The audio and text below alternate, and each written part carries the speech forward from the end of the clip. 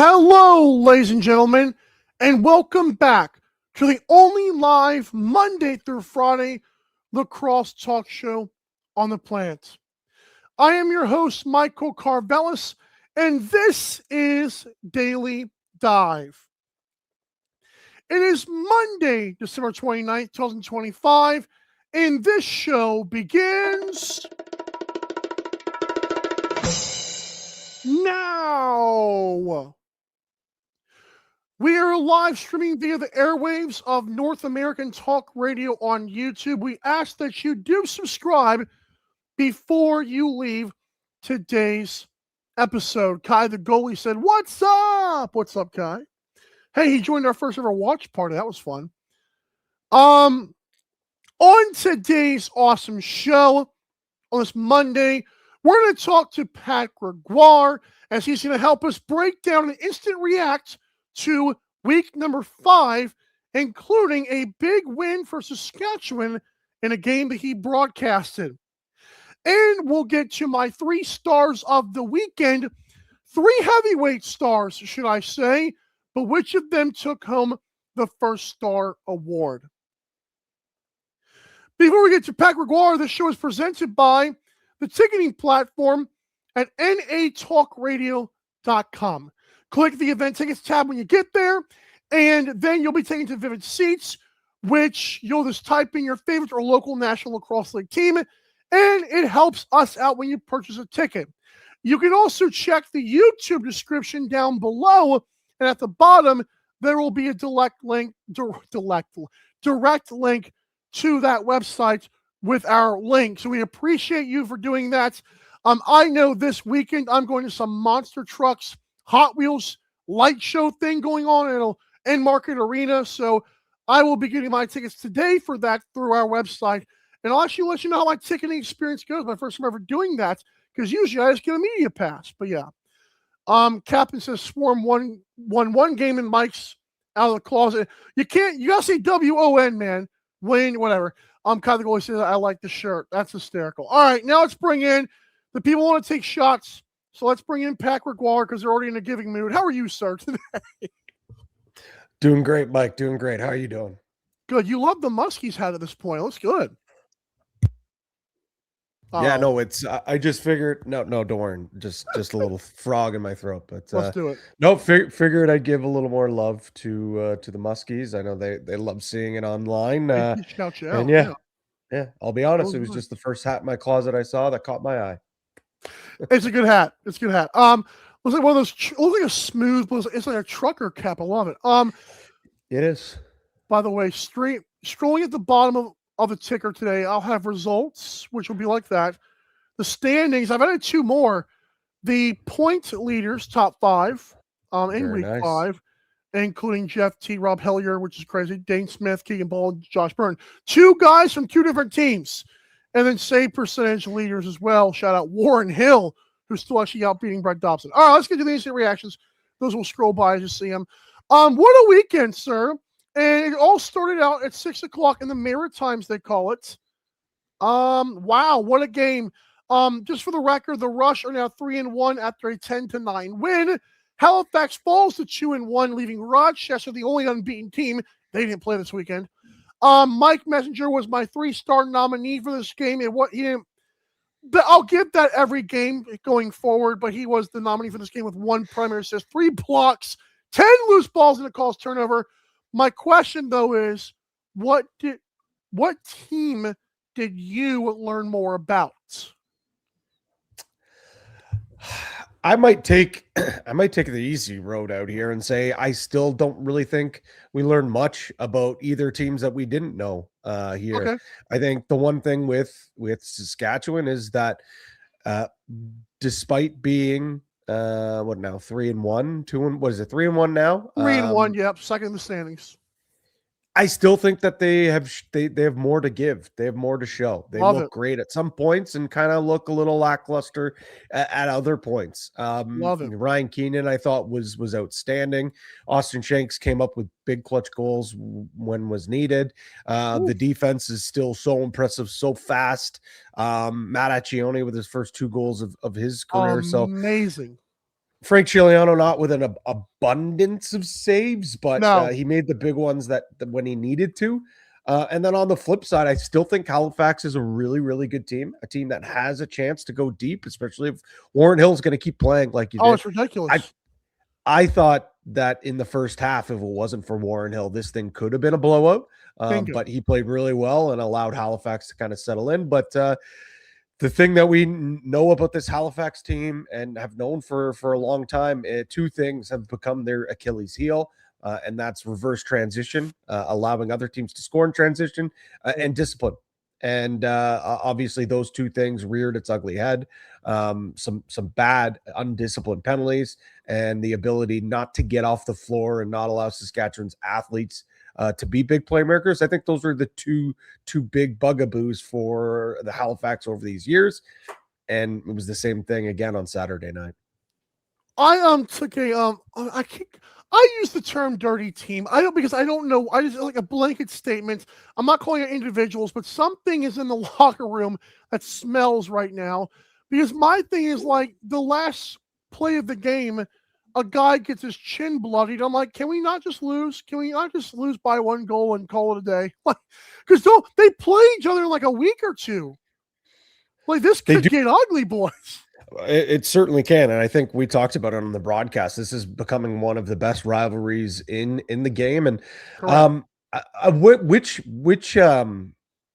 player are you referencing? Because I heard you mention that before, that there was a blow. Was it Cody Jamison's the last penalty of the game? Yeah, I don't even know if it was a penalty. It was like as the time expired, this Rush guy gets a. I didn't check who the Rush player was, but he definitely has some blood on his chin. There's just some guy cross-checked. I'm like, are we doing this as the game expires here? Okay, well, I'll be honest. Check the replay, but I don't know who it was. Yeah, to be quite honest, like, just looking at some of those the penalties throughout the game, like, the one that the hold on Dawson Feed. I think early in the body checks and the cross checks are the ones that I don't like. That's the ones I get frustrated with. The dead ball foul by Nungo Thompson, like, so those ones, the delay game on Dawson Feed again. Sure. Just I don't know if I necessarily would call the team dirty, but they're definitely undisciplined. And I thought, through the first two games that they played, you and I talked about it. You were kind of calling them out for the amount of penalties they took. But against Buffalo, I said it, their penalties were early on and they didn't take any deep. So I think they were just, some of those bad habits kind of creep back in. But the good thing about this is it's just one game. You mentioned it. It is Saskatchewan the following week. So maybe you can take your frustrations out in that first quarter. But that's something that obviously needs to be addressed. It sounds like after the game, Michael Karvelis did address it.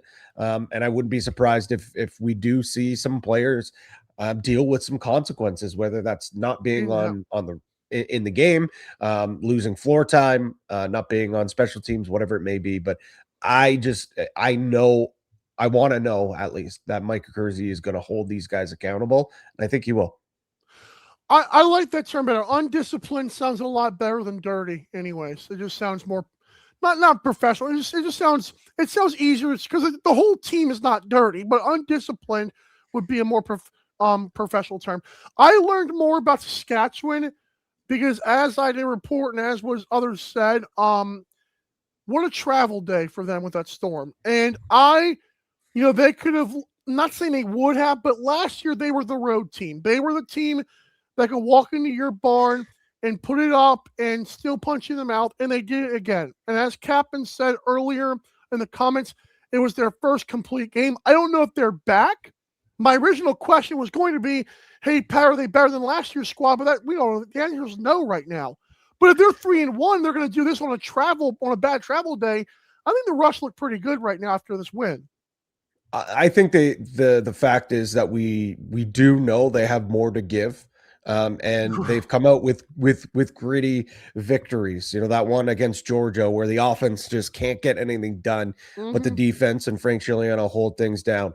The first game of the year, you come out with your hair on fire, and then Calgary claws back, but you find a way to close out that game.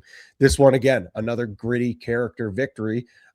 Where you grind one out on the road against a rival in a building that was raucous and ready to see the home side win. So outside of the loss to Ottawa, where they allow Ottawa to go on that big run to close out the game. They found ways to win. Yeah, they found ways to win, and that's what good teams do. When you maybe don't deserve to win, or where you need to figure it out and it's not pretty, that's what they've done. So I still think this is a team that we could see in the championship. I still think that this is a team that should be hosting a home playoff game. I think it's a bit too early to say, oh yeah, this group is better than what they were last year. I'm rephrasing this from the Jake Golf to the Jake Wars, or the Battle of Jake, because it just sounds better. Jake Naso, talk about gritty, was right there with Withers in terms of face-offs, which is hard to do. Also, another thing I want to ask you, a little bonus question here, just to praise Halifax in the barn here, another sellout. And you have been in Buffalo when it's 19,070. I know it's only 10,595 or whatever it is. How do they compare, and what is the differences for Halifax? Because it's a great thing to see for that team to continue to do that. It's hard to compare them just because the size of the crowd, but man, right. It is one of the best atmospheres in the NLL. It looks no doubt about that. It's awesome. It's a party. Everyone is wearing their Thunderbirds gear. They got purple and orange throughout the crowd. They're clapping along to all the maritime East Coast music. They got the King of the Hill chant. So certainly it's tough to dethrone Banditland as the best atmosphere in the game. For me, and I haven't had the opportunity to get to the Rough House. I know that place. Even last night, like them kind of falling asleep there in the fourth quarter, the crowd stayed to the very end. Like they weren't going home. They stayed to the very end, which was great to see. But for me, I would say out of all the buildings that I've gone to, Halifax is probably number 2. I should say probably for me. Have you been to Colorado? Yep, I have. Yes, a couple years ago. They're rowdy. They are very rowdy there too. They would be in that mix. Maybe not quite as big as crowds as they used to. Yeah, that kid's awesome. Maybe not as big of crowds that they had in years past, but the fans that do show up, the 10,000, 11,000 that do show up to that barn, they call it the Loud House for a reason. So Colorado got to give them their flowers as well. But what is being built in Halifax right now is pretty special. Party in the nest, baby. All right, next up, and by the way, good job on Pete Halliday. It was a good suit. It wasn't like the awesome Christmas suit, but it was good. I liked it. Yeah, I did not think. I thought he was going to go a little more festive, but hey, still looked sharp. Still looked very sharp. Always dressing dapper is that one Pete Halliday. Keep the kids guessing. All right, Black Bears talk this game. I hope people watched it because we have a multi-view thing on ESPN Plus. It was hard to not pay attention to this one while the Halifax game was going on, for the record. It was back and forth. Philadelphia came back and made Ottawa look silly, and Ottawa says, ha, ha, ha, not so fast, as the old man says. Jeff Teat had 2 goals, and you're not going to believe this. All 8 of his assists were primary. It's ridiculous. Brandon O'Neill, sock trick, and I was throwing him on the watch party. Ottawa goes to 2-2. Philadelphia falls to a pesky 1-2. My question for you is, though, is Jeff Teat the MVP right now? What a guy. I think he's in the conversation, but I think that there's a couple other guys that probably are throwing their hat in the ring. Sure, he's leading in points, but Connor Fields, 8.5 points per game. Lanchbury, 8 points per game. Dane Smith, 7.5. And then Jeff Teat there with 7.3, and Rob Hellier there as well. So I think you could make an argument. And I do know, you always have the teams that have the 1-2 punch. Like I mentioned, Dane Smith and Josh Byrne, Connor Fields and Ryan Lanchbury. And I mean, they even have more than that as well. But I think Teat is in the conversation, but I wouldn't say he is. I don't know if anyone really has elevated themselves as the number 1 undisputed MVP right now. I think I would have a stronger case for maybe a goalie or a couple of goalies. Absolutely. I think Warren Hill or Brett Dobson, if the season was to end today, or if the standings were to be, and if Brett Dobson drags this team into the playoffs, I have a hard time Exactly. I have a hard time not saying that this guy should be in the not just the goaltender of the year candidate, but also I think MVP is a legitimate chance here. But Teet's in the conversation, but I don't know if I had to place my vote right now. If he'd be on my ballot, Mike, Right. but I don't think he'd be my number one right now. Glad you said that. For the record, Brett Dobson, I said the Swarm would make the playoffs because of a good defense. Well, I said because of hopefully Dobson. I didn't realize the defense was going to be like this, which we'll get to later. But this is the way they would do it. In terms of Dobson for goalie of the year, I did not predict that. Spencer Conley actually did, apparently, of Nighthawks Network. Shout out to him because he actually called that. I just said I hope they make the playoffs with the guy. By the way, Captain does say Ottawa needs to control the big runs. Because their offense, totally right. Because like it's weird. It starts strong, dead, then finishes strong. Thank God. But if it did, it would be going to be bad. My answer to the question, though, I was kind of selfish here. Tomorrow, I'm getting my MVP ballot, my top 5. He's not number 1, but he's on the top. He might be 5. There's so many good players. And like I said, like 2 or 3 goalies might be up there as well. So that kind of hurts him right now. But we have to start the ballot tomorrow. So I was kind of selfish. I'm sorry. No, that's what they call a tease in the biz, Mike. Nicely done, man. No. I agree with Captain, though. I agree with Captain. These runs are getting absolutely ridiculous and have bit Ottawa a couple of times, but luckily for them, they also have the capability to go on those runs. But that's in every single game so far. All 4 games, Ottawa has been down an 0-6 run. Love it. It keeps happening. It's nuts. And it was an 0-7 run this time. Oh, wow. That's crazy. Yeah. So, I mean, they were able to stop the bleeding this time. They went on a 5-goal run.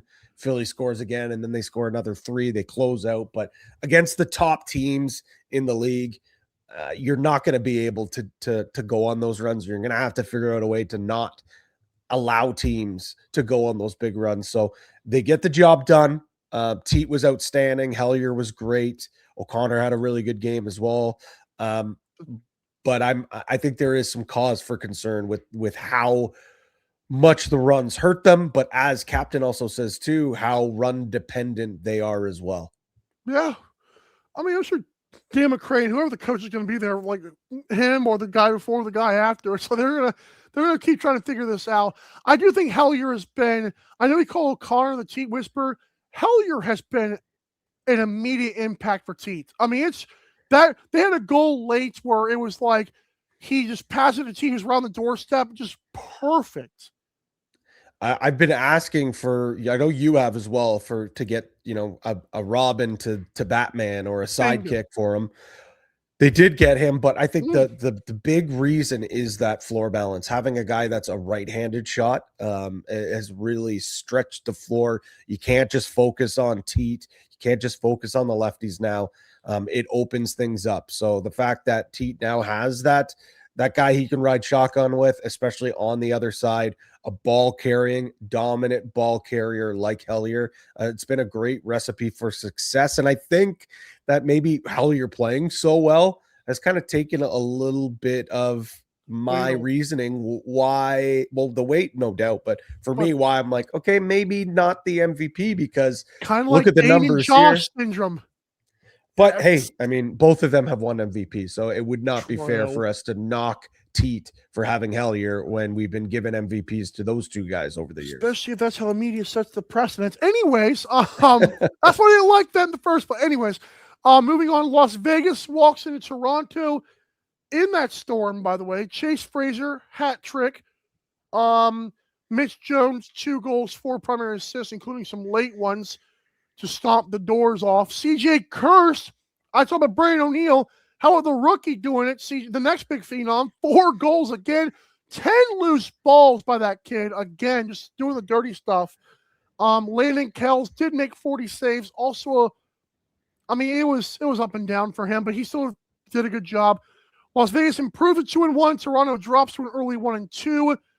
My very broad and vague question is, ready to believe in the Dogs, and belief is whatever you want it to be, Pat.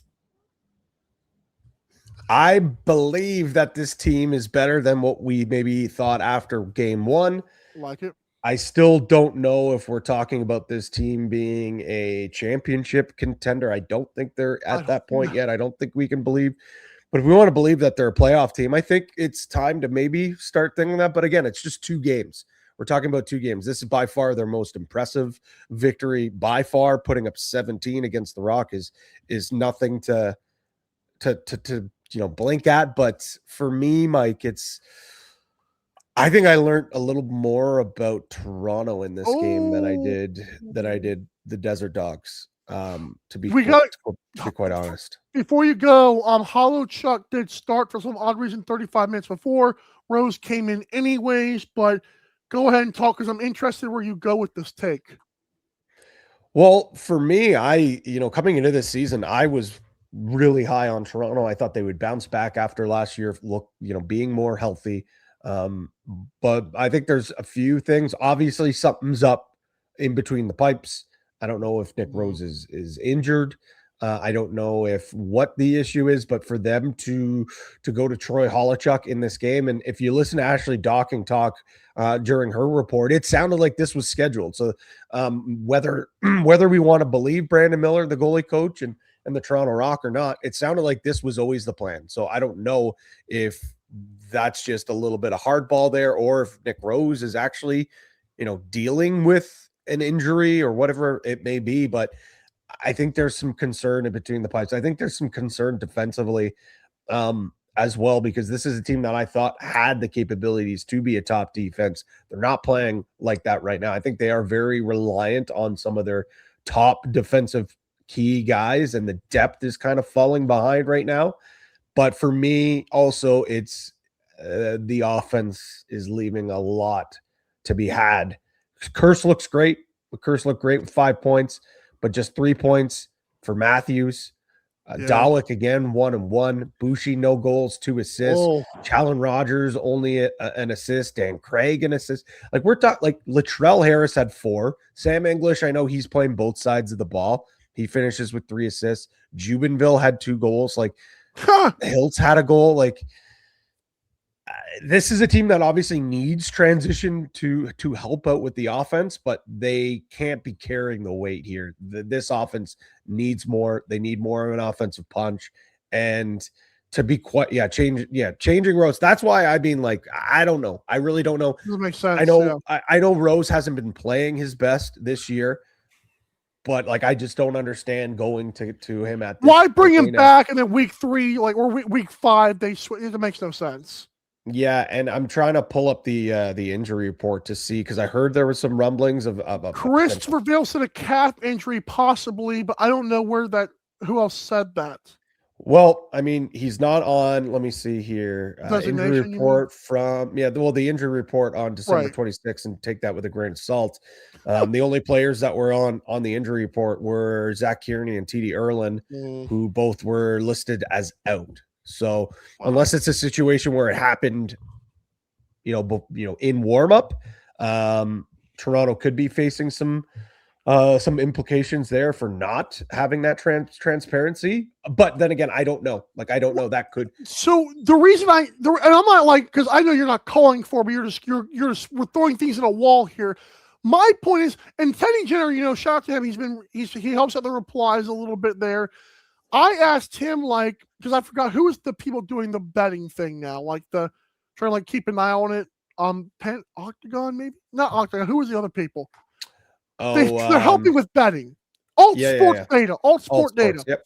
So shout out to me.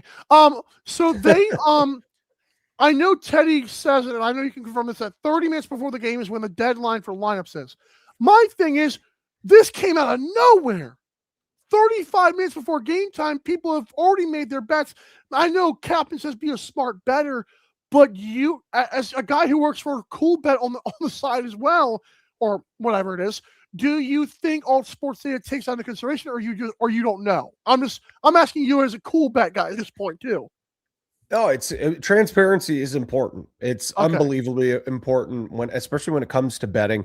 And that's why injury reports in other sports became a thing, because of all the money that is being wagered and with fantasy sports and everything. So the NLL, I thought recently, implementing this over the last couple of years has been great.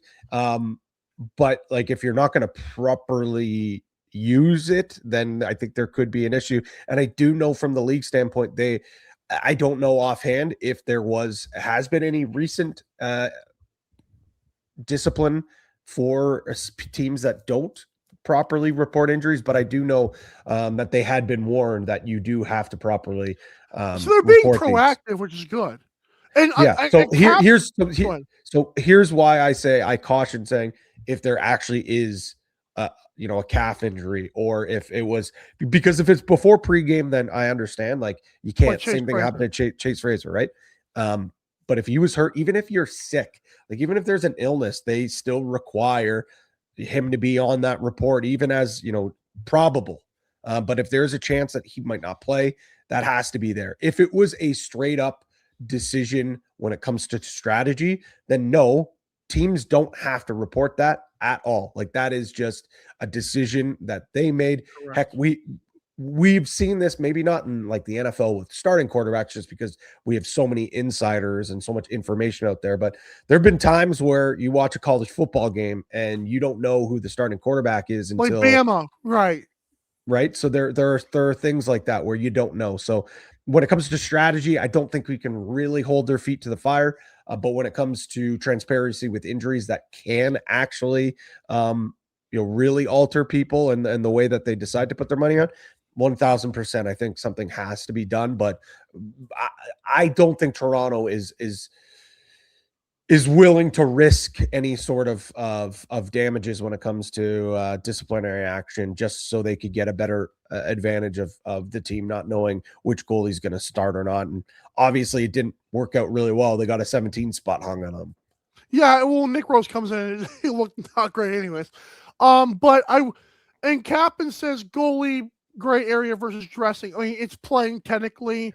Knowing who the starter matters. Captain also on Twitter this week was like, player props are, maybe we don't have a lot of those unless it's on Cool Bet sometimes. And I don't really know if you can do Nick Rose saves. You probably can't. My thing is, though, a goalie is like the starting quarterback. It's like you can't. Oh, it's super important. I'm not denying. And I don't know what the discipline should be. I don't think it would be anything crazy. It might be a fine or whatever the crap it would be. But it's like, this doesn't happen a lot, but it's such a one-off. It just caught my eyes. Whoa, that was weird. But again, was any media out at morning shoot around talking to coaches? Was like, maybe that's where the difference between the NHL, when we find out who are starting goalies, it's not usually the team who announces it unless a media person asks a head coach. At a scrum, at morning skate, or if it's literally a reporter watching, first goalie gets off the ice and they're like, okay, so we know which goalie is starting. Or in the NFL, sometimes we'll see at the midweek press conference, a head coach announce, okay, so-and-so is now starting this game, or they ask, who can we expect to start this game? And if they haven't made their decision, usually at some point, and it's usually the media who is announcing it. So I think maybe what needs to happen is we need more media out to these morning shoot arounds. We need more people reporting what they're seeing at shoot around. Because I would gather that unless there truly was a last minute injury, a sickness, whatever it may be, you would be able to tell. No comment. Right. You would be able to tell just with the way that each goalie was taking their shots and doing their warm-ups. You would have been able to tell that Troy Holochuk was going to get the start. And that's where I forgot which guy it was, but on my Twitter, that's who we found out originally. Was like this fan in the barn, like, hey, by the way, like, I'm like, thank you, by the way, for telling us. I wish I forgot who it was. 25. Come on, Kai. All right, let's move on to the next game. Put it this way. Put it this way, Mike. I think based upon what happened even in the game, it was pretty last minute, because if that's a show that I'm doing, and let's say it's Teddy and I on the broadcast, and we find out Troy Holochuk is starting over Nick Rose, that's the first thing we're talking about. Correct. And they didn't start talking about it until Ashley's live hit. And I think that was like, okay, they found out like, oh, because, oh, wow. As everyone else did. Yeah. Troy's starting. Okay, Ashley, your opening hit's not about this anymore. We got to send it to you because the open, as you know, it's recorded a little bit earlier, maybe 30 minutes, 20 minutes before the game. Some broadcasts sometimes do it live, whatever. But I bet you it was so last minute that they actually had to change the way that their stories were going to go and unfold, because it was right out of the open. Send it down to Ashley, and Ashley started talking about Troy Holochuk. So, by the way, shout out to Ashley. All right, next, good job for her. Improvise. That's a good reporter. All right, Georgia did beat Colorado 12-3. Hat trick for my guy Caleb Benedict, one of the players I actually met one time. Small dude, but man, he is a weapon out there. Also added 5 loose balls. Lyle Thompson, 1 goal, 1 primary assist despite 3 total assists, 1 loose ball. And then, of course, Brett Dobson has had an amazing start, which we talked about. We'll get to as well. Georgia improves to 2-2. Colorado drops to 1-2. I am going to ask the question I sent you. I'm going to also ask you another one here. But does Lyle Thompson even need to be the number one option if this is what they look like, or do their offense even look good to you? No, this has been on the backs of that defense and Brett Dobson. Their offense has done just enough, in my opinion. I mean, when you give up 3 and 5 in their 2 victories, of course, you really don't need a ton of offense, but that's obviously not sustainable because you hold Saskatchewan to 7, you probably deserve to win that game, to be quite honest, and they still lost. So I will say it depends on what your expectations are, what you think that this team should do. If this is a playoff team, or this is a team that's maybe going to win a playoff game, no, they need more from Lyle Thompson, 1,000%. And I know there was a ton of games on, so halftime watching probably wasn't really on anyone's radar, but we did a halftime segment of ours, New Year's resolutions across the NLL. And my New Year's resolution was, normally people say New Year, New Me.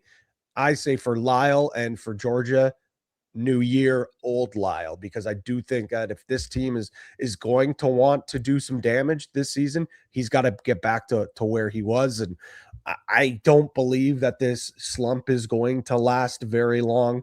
It's the worst 3-game stretch since his rookie season. It's the lowest 18-point pace of his entire career. I think he's going to pick it up. I heard that he's trying out some new mesh, which maybe is affecting his shot. So I don't know if he goes back to the old mesh. I don't know if he was using the old mesh last week, but I heard he's trying some different things in his stick. 2 goals through 4 games. That's not going to happen for Lyle. It's only going to be a matter of time till he breaks out. But I will tell you this, Mike, like I said it last week, this Georgia defense is legit. I don't know how, I don't know how they can like, I don't think it's, is it sustainable? Like, that's what I'm saying. I don't know if it is, but man, this 3-game stretch that they've had, and I know they're 2-1, but they look so good, and Dobson looks unbelievable right now, man. It might help them get to the playoffs if they're going to play like this. Like, well, not like that, but if they're going to start off strong, stealing, like I say stealing, but like getting these games like this is going to help. My reaction to that question is, or answer to it, if he's doing the little things, Georgia could be fine. Pat, he had 1 loose ball. And I'm like, I know Kai said he heard on the broadcast, maybe he had an injury. I don't know if that was during the game or he got dinged up. The broadcast, whatever. My point is, I don't know if he's injured because Lyle always gets loose balls. And I don't know. 1 loose ball is not Lyle Thompson at all. Like, I've never seen that in any box score in my 4 years of doing this show. So that's concerning. Someone's, I know on was it OTCB After Dark, they said hashtag bring back the braid. I don't know what it is. I just hope he finds his way back, because I do think if they're going to sneak in or even make a run, it would be I'm sorry. It would be Lyle would have to be a star at that point. 100%. 100%. I don't know if you saw this play. So Dobson did get hit. The referee did rule that he was out the crease, like he stepped out or something like that. I don't know if you saw that play, but that was a controversy. The referee explained it, to be fair. But yeah, it was I get like, oh, referee, whatever. Georgia still won 12-3. Didn't really matter. Buffalo, Calgary, mostly Buffalo. It was close late in the third quarter, which was nice. 13-7 on ESPN2. Hello, United States people.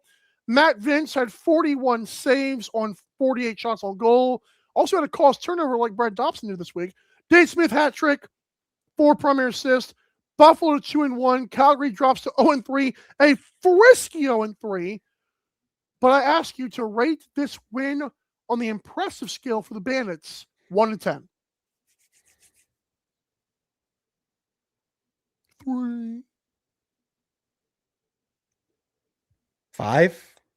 Oh, that's higher than I thought you would go, actually. Yeah, like it's impressive. It's on the road. It's on a Sunday. The offense flexed its muscles late. Thought the defense looked good. Mm-hmm. But like, I think that's kind of what we expected, to be quite honest. So, maybe 5's a bit high, but I don't want to, I want to still give credit where credit's due.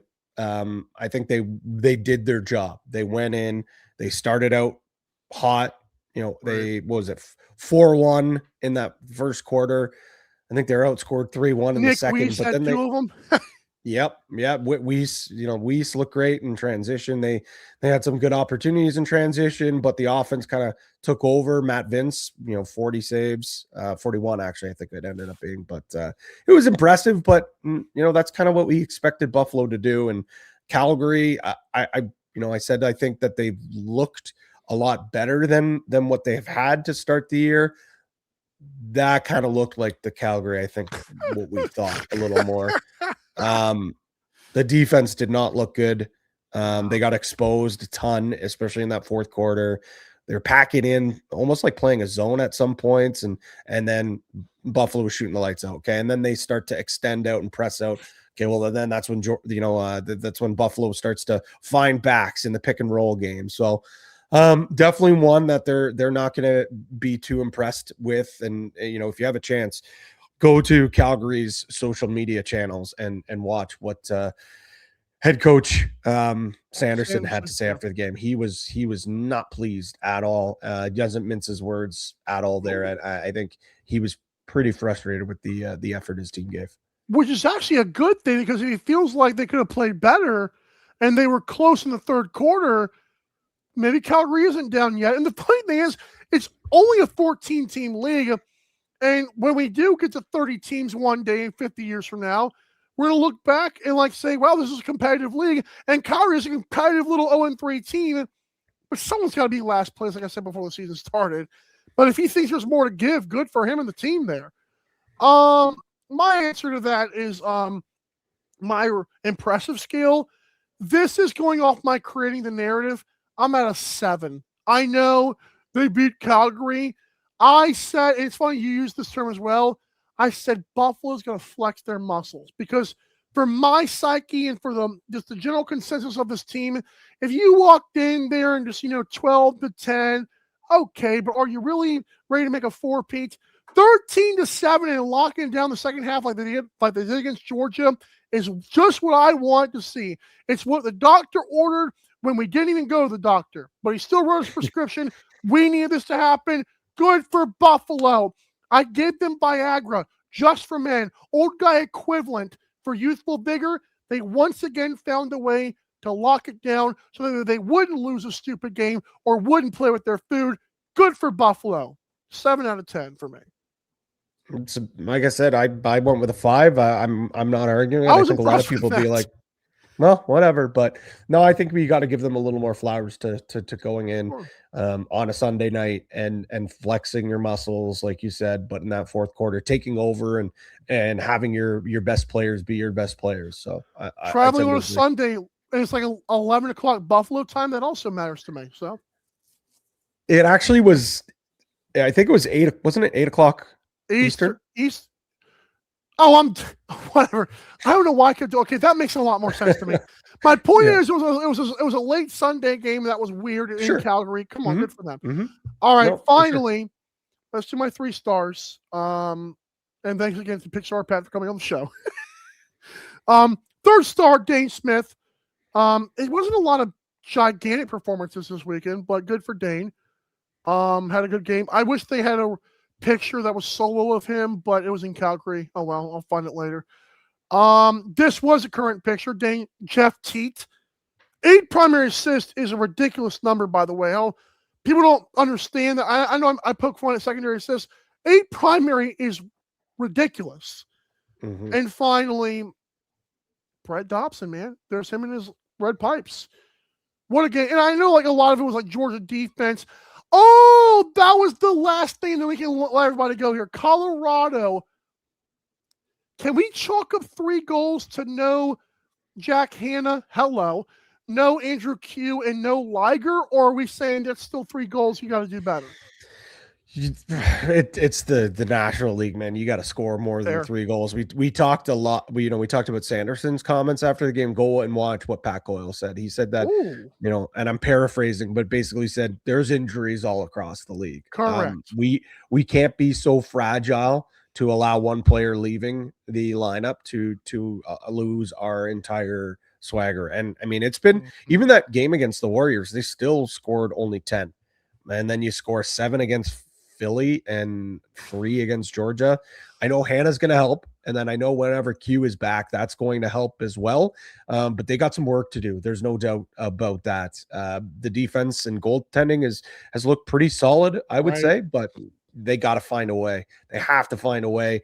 They're very reliant on a couple of guys right now in Malcolm and Lee. So hopefully getting some new guys into the fold will help them. Like Braden Saris is a healthy scratch. And that's your 5th overall pick, a guy that you had a lot of high expectations, but just 2 assists through his first 2 games. I imagine he'll be back in the lineup, but obviously Pat Coyle just, really showing like, listen guys, you have to be better. We have to be better. They know they got to be better. Hannah's going to help. Q getting back in the lineup is going to help. But I got to see more from this offensive group. They need more of an offensive punch. Correct. And I know a lot of Colorado fans are happy about Jack Hanna, as they should be. I guess you're right. It's the National Lacrosse League, and I know Georgia's even been playing well, but it's like you said, it's not acceptable. We will talk more Jack Hanna tomorrow, at least on this show. Thank you, Pat Gregoire. It's a fun year, man. I don't know who's the favorite. I know I poked fun on Twitter how far the mighty Colorado has fallen since game 1. But that's why this is a week-to-week league. That's why I also kind of push back against 3 or 4 games a week. I like the week-to-week. Yeah, it is. It's a week-to-week league. That's the greatest way you can put it. I love it. It's it's so funny because I do think probably the 2 biggest overreactions to the preseason was everyone's like, oh wow, Colorado is way better than what we thought, and Owen Hiltz give him the Rookie of the Year right now. Owen Hiltz isn't playing bad, but I think there's some other rookies that are playing much better than him, notably the 1 rookie or 2 other rookies that are on his team. And the other thing is Colorado's sure they look great in preseason. What are they doing right now? So we have to remember preseason is preseason for a reason. I'm not saying that Colorado can't turn things around with Hanna now in the lineup and getting Q back eventually. Maybe they go on a run here. We know the defense is good enough, but 20 goals through 3 games is not ideal, to say the least. So don't overreact, even though this is our segment. It's about overreacting, but don't overreact. It's week to week. You might think you got this thing figured out one week, and the following week you're shaking your head saying, what do I even know anything? That's what makes this league so much fun, though. You're taking money from the polar bears. You got to figure you're like 13-6. Like you're just running away with the whole thing. So you do have it figured out. We don't. We'll see. As captain, I know Captain knows. He can vouch for me. It's the highs are high and the lows are low. I'm not going to get ahead of myself. It's been a nice run, but we know a dry spell's coming at some point. Let's try to stay hot, but that's why we always say stay cool and bet responsibly. Very good send off here. Thanks everybody. That's the cool Batman, Pat Gregoire. Hey, he's a broadcaster. I'm Michael Karvelis. I'll be here tomorrow, maybe with Joel Watson. We'll see in some fresh fits. We'll see if Pat won it again. And, of course, the MVP ballot. Thank you, Pat. Thanks, boys.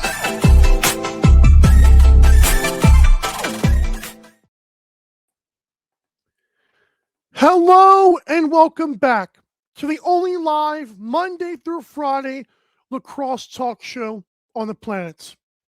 I am your host, Michael Karvelis, and this is Daily Dive. It is Tuesday, December 30th, 2025, and this show begins now. On today's awesome show, we're going to first get to Joel Watson's top 5 NLL teams following the Week 5 slate. There has been a little bit of a shakeup that might be a little bit controversial, or depends on which fan base you talk to. Joel Watson is dealing with a winter storm, so we hope that he can come on next week, but in the last 2 weeks have been brutal winters there in his area. Number 2 topic today will be my NLL MVP ballot. I've got a top 5 players right now. If the season ended today, who would win the MVP? And finally, we'll get to fresh fits. There were 5 teams that did participate, and I believe I'm going to start doing the broadcasters the next day at this point. But yeah, we got 5 guys that did win it of the 10 teams that played. A little bit of winter storms, but these teams got to do better on social media. We'll talk about that later. We're going to now talk to Joel Watson. Well, not really. Just there's his Pixar character, his Daily Dive caricature there. Joel Watson, of course, is experiencing more brutal winter storms. I know Captain's in that crossfire or cross ice as well. But we appreciate Joel Watson for providing a top 5 for us. And so here they are. Rochester maintains their number 1 spot. They've only played 2 games, but they're 2-0. He also is big on Rochester to start the season.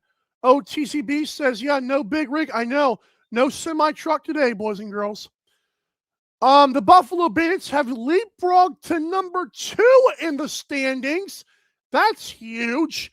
Buffalo, of course, is moving up 3 spots after a big win on the road. Maybe Joel Watson would have been a good person to ask, hey, how impressive was Buffalo's win on a scale of 1 to 10? Pat Gregoire said 5. I said 7. Joel might be up there at 9 or 10, but I can see his point. And I'm not saying he said that, but when you're not here, you get words put in your mouth. Number 3, Vancouver Warriors staying put. They did not play. Good for them. Number 4, the Rush have moved up after a big win over Halifax, who now falls to number 5. There you go. The standings in the regular season for the NLL sake is scrolling across the bottom of your screen now. The Rush, of course, 3-1. I believe they are the first team to 3 wins this year. And, of course, Rochester's the team that's undefeated. So, again, read that. I will have my power rankings tomorrow, my entire 1 through 14. But, again, here is Joel Watson's top 5 NLL teams. And we appreciate Joel again for being willing to come on the show, for helping us out, etc. Even though it'll be, if he comes on next week, it'll be 2 weeks removed. I am very curious to ask him about the Ryland Hartley fight, considering he has been in the cross punches of that before. But again, thank you to Joel Watson, and thank you to our viewers for tuning in for this segment. When we come back, though, we're going to get to my MVP ballots, top 5. I talked about Jeff T yesterday, kind of gave Pat Gregoire a little, and he fell for the bait. That was bad. They called that a tease in the business. That was just terrible. Shame on me, but I will put him on my take where my mouth is next, if that even makes sense. It probably doesn't. You're watching Daily Dive. Don't go anywhere. I know you won't. You're listening to North American Talk Radio, the all-new talk radio station featuring sports, movies, politics, mental health, and more. Check us out at natalkradio.com and subscribe today. Buy event tickets straight from our website to help the cause and get tickets to your favorite events for less. That's natalkradio.com. Thanks for listening.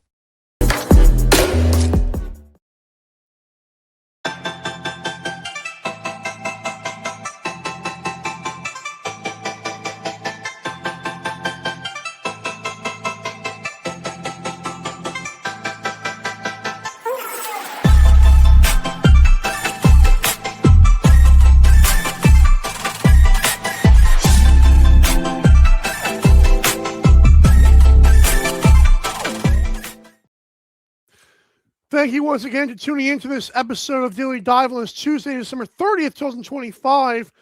We just talked about or gave you Joel Watson's top 5 NLL teams, including Halifax dropping to number 5, Saskatchewan moving to number 4 after their win, and Buffalo skyrocketing to number 2, with Rochester staying put at 1 and Vancouver heaving or staying, I'm losing my track of thought today, staying put at 3.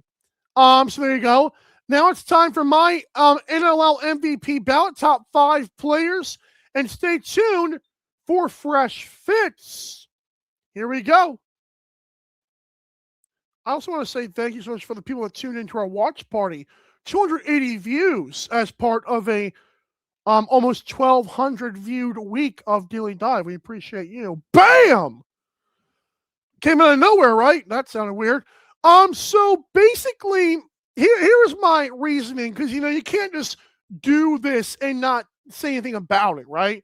Well, see you guys next time. We're back with Fresh Fits. No, how it works. You gotta explain yourself here. So I put Dane Smith at number 1 because Buffalo is flexing once again. Dane Smith is the best player in the world right now. And if you want to do him and then have your own goalie and be Del Bianco, sure. But I feel like he's the best player in the world right now, and he's not falling off. I feel like his goal scoring has finally started to tick up, as I said last season it would. This season it looks like he needs 2 more. Still passing the ball well, still playing good reverse transition. The guy's been great so far, and Buffalo is now 2-1. They're going to be moving strong, and I thought the win at Calgary might have been a little bit of recency bias for me, but Dane was great once again. Number 2 is Warren Hill. Warren Hill could very much be the number 1 spot, but it's only been 3 games. And part of this is me wondering, like, if I feel like if they were 3-0, Warren Hill would actually be my number 1 spot. He actually had a great game on Saturday, but I feel like, again, you could argue Warren Hill or the best point getter. I went with Dane Smith, then Warren Hill, but Warren Hill is right there in the conversation. Pat Gregor is correct. Brett Dobson also was on my list, as it was his list. I told you guys before, if the Georgia Swarm make the playoffs at a 9-9 or a little bit better record, Brett Dobson is a big reason why. Spencer Conley of Nighthawks Network, who does a great job on Instagram and Twitter for that matter, he was saying that Brett Dobson was his goalie of the year. I did not go that far, so I put a number 3 in my MVP. This is a certified certified Ryan Smith moment. I'll leave it at that. I got to put my fun there. But no, Brett Dobson has been awesome so far. And despite the offense struggling, Georgia's 2-2. Number 4, I got to give it to Jeff Teat. And I will say this, Jeff Teat, despite being 4th or 5th in points per game right now, as eloquently laid out by Pat Gregor yesterday, Jeff Teat right now, he is the biggest flex of the. Maybe Warren Hill is right there. Maybe the next guy's, Riley Hartley's 58 saves is right there. But you can put Jeff Teat's 4th quarter against Saskatchewan versus anybody's performance right now. Like, I know that in college football, they have the Heisman moment, and I really do believe that Jeff Teat had an early season MVP moment. Now, granted, these are just the week 5. I put that there now, but the week 5 MVP rankings. So the season does not end after week 5. Neither do the power rankings or best teams. But this is where we stand. And again, Jeff Teat is right there with one of the best MVP moments. And it's a complete takeover. Number 5 for me is going to be Rylan Hartley. Rylan Hartley had a 58 save performance in San Diego, not at home, in San Diego on the West Coast. You then saw him get in a goalie fight. While that is not in my decision, it certainly helps a little bit somewhere in my brain.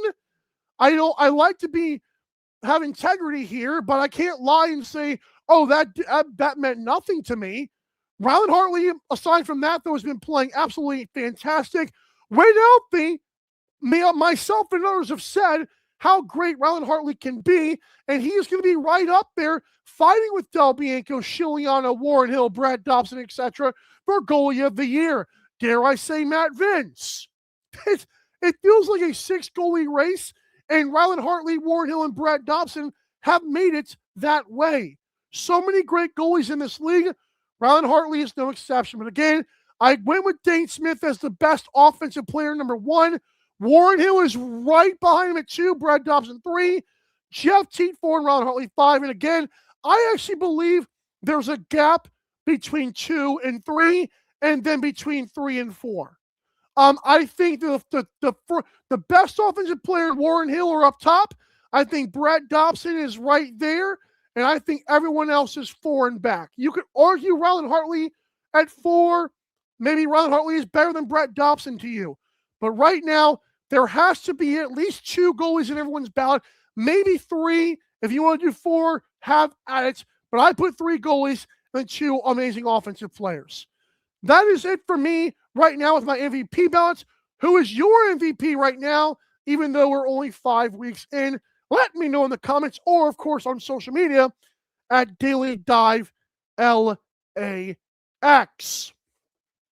When we come back, only 5 teams did provide a fresh fits on their social media. They don't know it, but they did it. And so we're going to break it down, including an amazing suit and shoe combo from one Alex Bouquet. Oh boy, that'll be fun. It's one of our best segments of the week. It's Fresh Fits. It's coming up next after these messages from North American Talk Radio.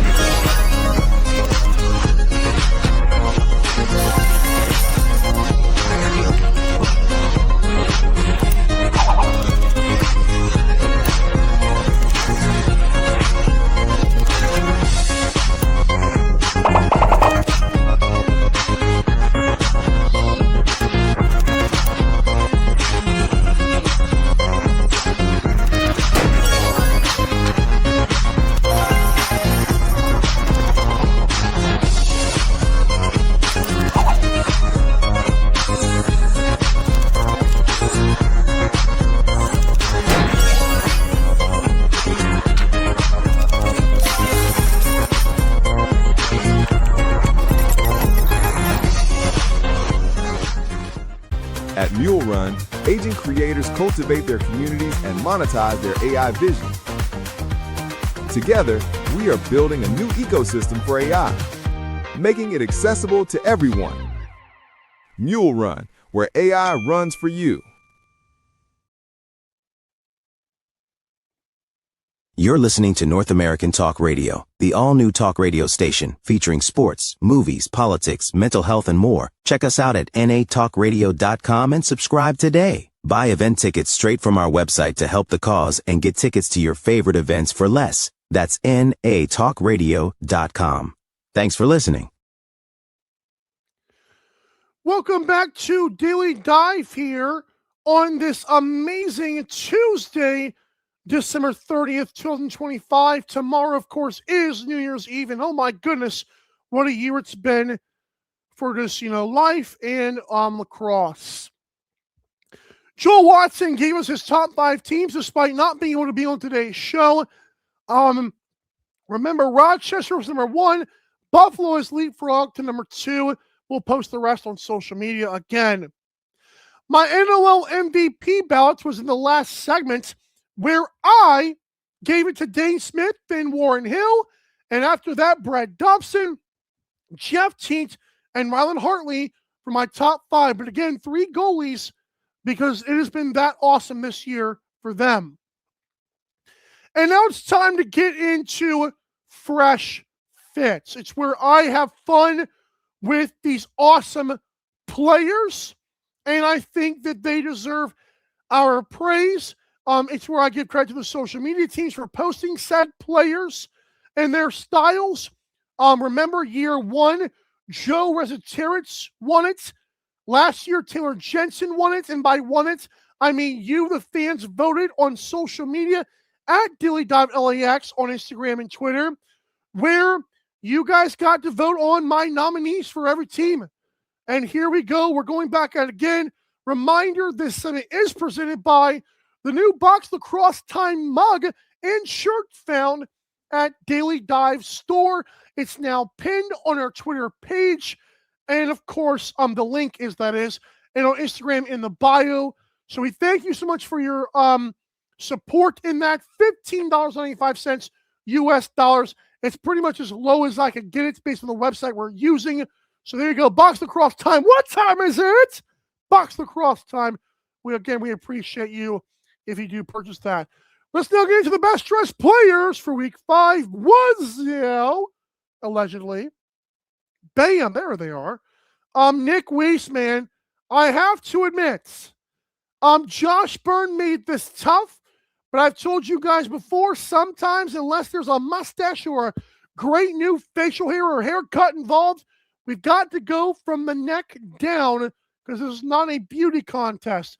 Nick Weiss, I think the shirt did it for me. A very nice dress shirt. Sometimes guys like to do the popping plaid suits and stuff like that. I think sometimes a good dress shirt can, I want to say overcome, but can make a simple gray sport coat look even better than it is. And Nick Weiss, you did a great job with that, sir. You were the nominee for Buffalo this week, which is your first win of the season. Next up, Calgary Roughnecks in the loud. There's like a million loud houses in the rough house, maybe they call it.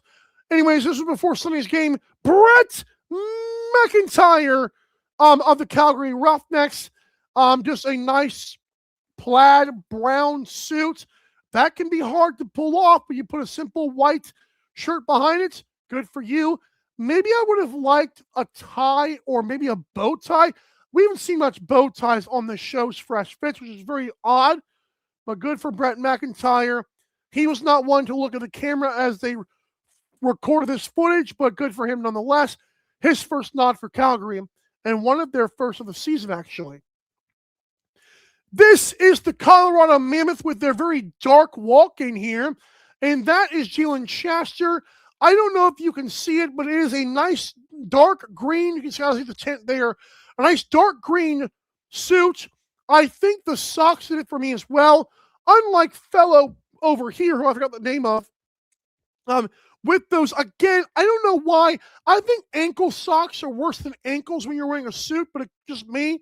I think these nice dress socks to match the amazing suit is awesome. I like the way the shoes match the belt. Kind of like, I made this joke before, but like when Woody gets his shoe polished on Toy Story, you get the nice, beautiful brown. There you go. Next up, Chris Corbeil of the Philadelphia Wings. Now, Deacon Knott, who was actually in the foreground here, almost did win it for Philadelphia once again, but I saw this nice kind of quarter zip, ugly sweater / nice sweater in the background, and Chris Corbeil from the Rock to the Wings, still getting some Fresh Fits nods here. He never slows down. Good for him. I just like the quarter zip, man. I think the rest of the outfit kind of clashes. I think that right there, though, nice festive quarter zip sweater, which is, I don't know if they made those actually.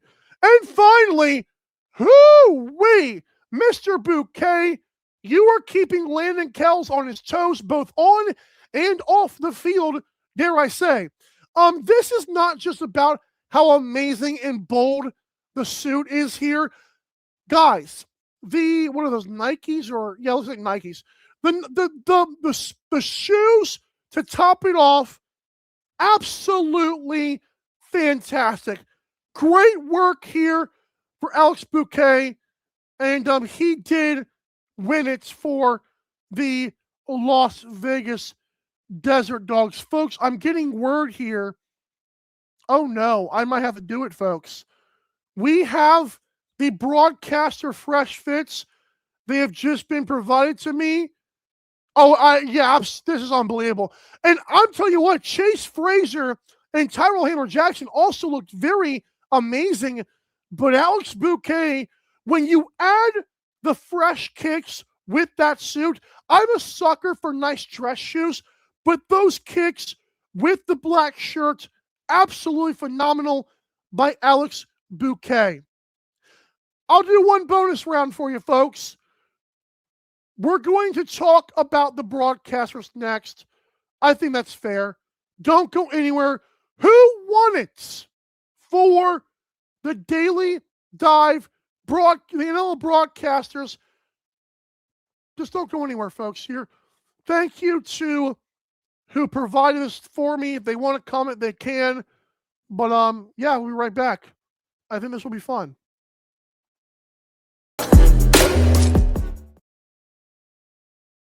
You're listening to North American Talk Radio, the all-new talk radio station featuring sports, movies, politics, mental health, and more. Check us out at natalkradio.com and subscribe today. Buy event tickets straight from our website to help the cause and get tickets to your favorite events for less. That's natalkradio.com. Thanks for listening.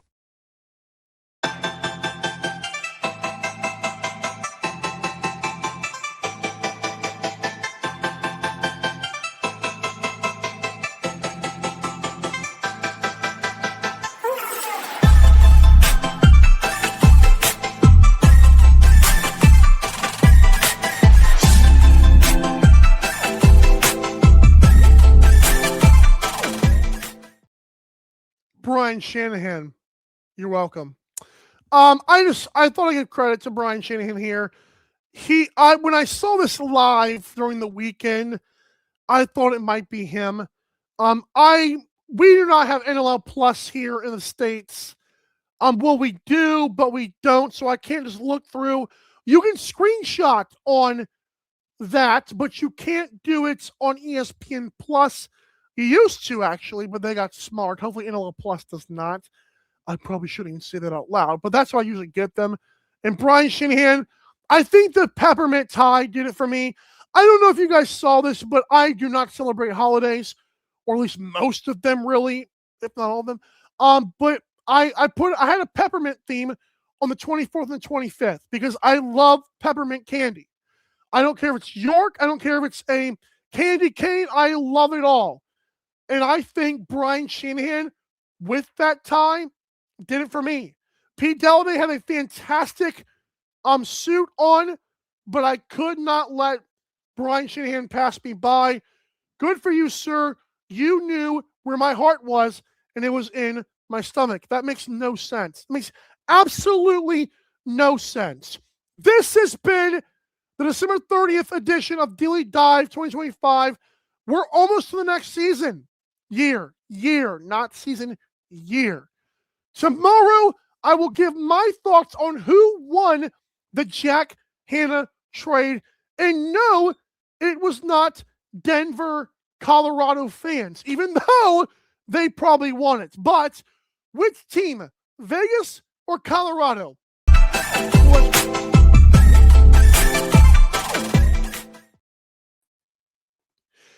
Hello, ladies and gentlemen, and welcome back to the only live Monday through Friday lacrosse talk show on the planet. I am your host, Michael Karvelis, and this is Daily Dive. It is Wednesday, December 31st, 2025. This show begins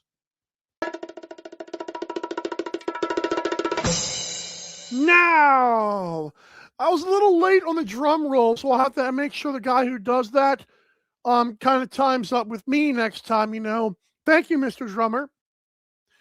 On today's awesome show, I'm going to talk about Max Adler joining the Vancouver Warriors, why he might have done so now after a little bit of a break from lacrosse, and did Karvelis just tell us that faceoffs matter? Which team won the Jack Hanna trade?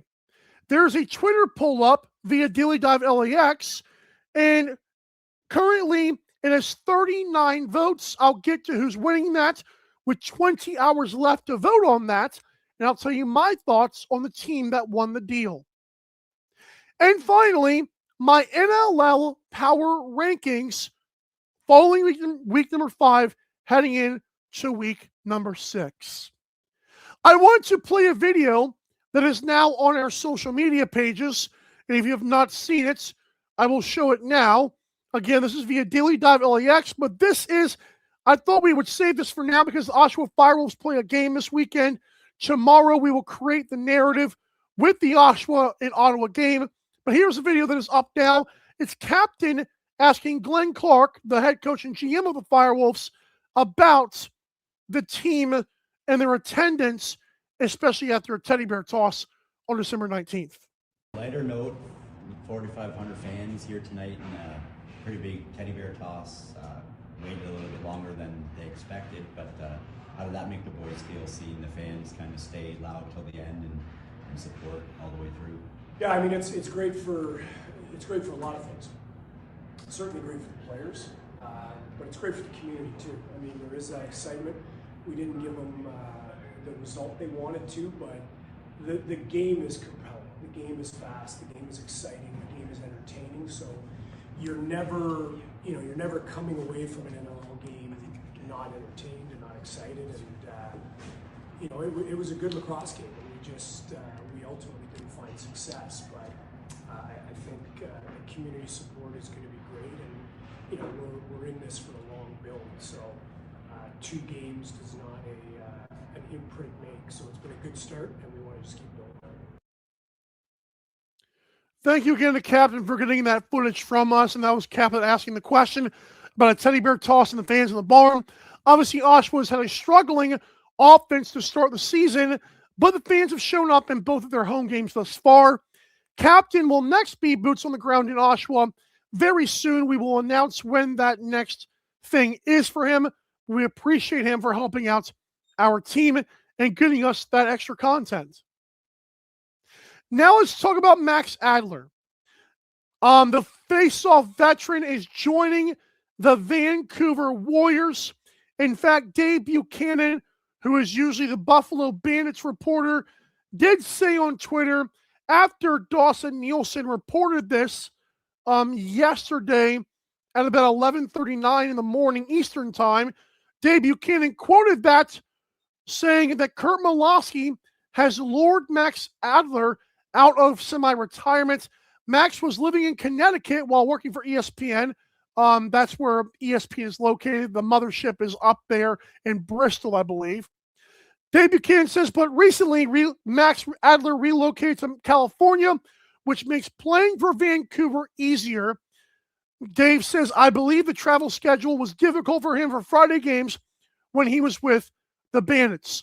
So again, that was Dawson Nielsen first reporting it, and then Max Adler and Dave Buchanan providing some clarity on the ESPN situation.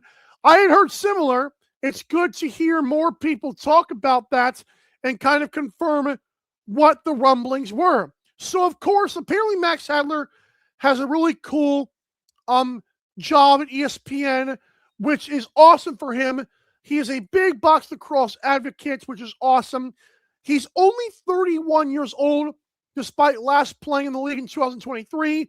He's only got 27 games under his belt, but in those games in 2022, in 9 games, he was 39% in 241 attempts. And then in 2023, 18 games, he was 50.7% over 460 attempts. Now, the one-time champion obviously is not the best face-off guy, but is he better than what Vancouver has now? Well, let's take a look at those stats right now. Currently, through 67 face-off attempts, the Vancouver Warriors have 16 wins, or about 24%. That according to NLLstats.com.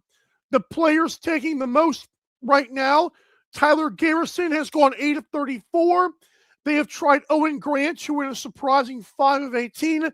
And of course, Reese Callies went 1 of 8. Steph Charbonneau went 2 of 7. And that's how they've gotten to this point. But obviously, there is not one guy on the dot. Obviously, Reese Callies and others are, Owen Grant, are transition/defenders. Having a face-off guy like a Jake Nasu who can play and then get off would be great.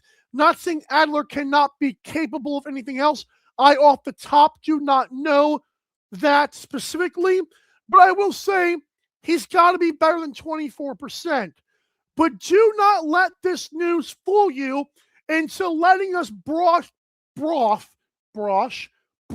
over the fact the Vancouver Warriors head coach and GM Kurt Milosky just admitted to us faceoffs matter a little bit, right?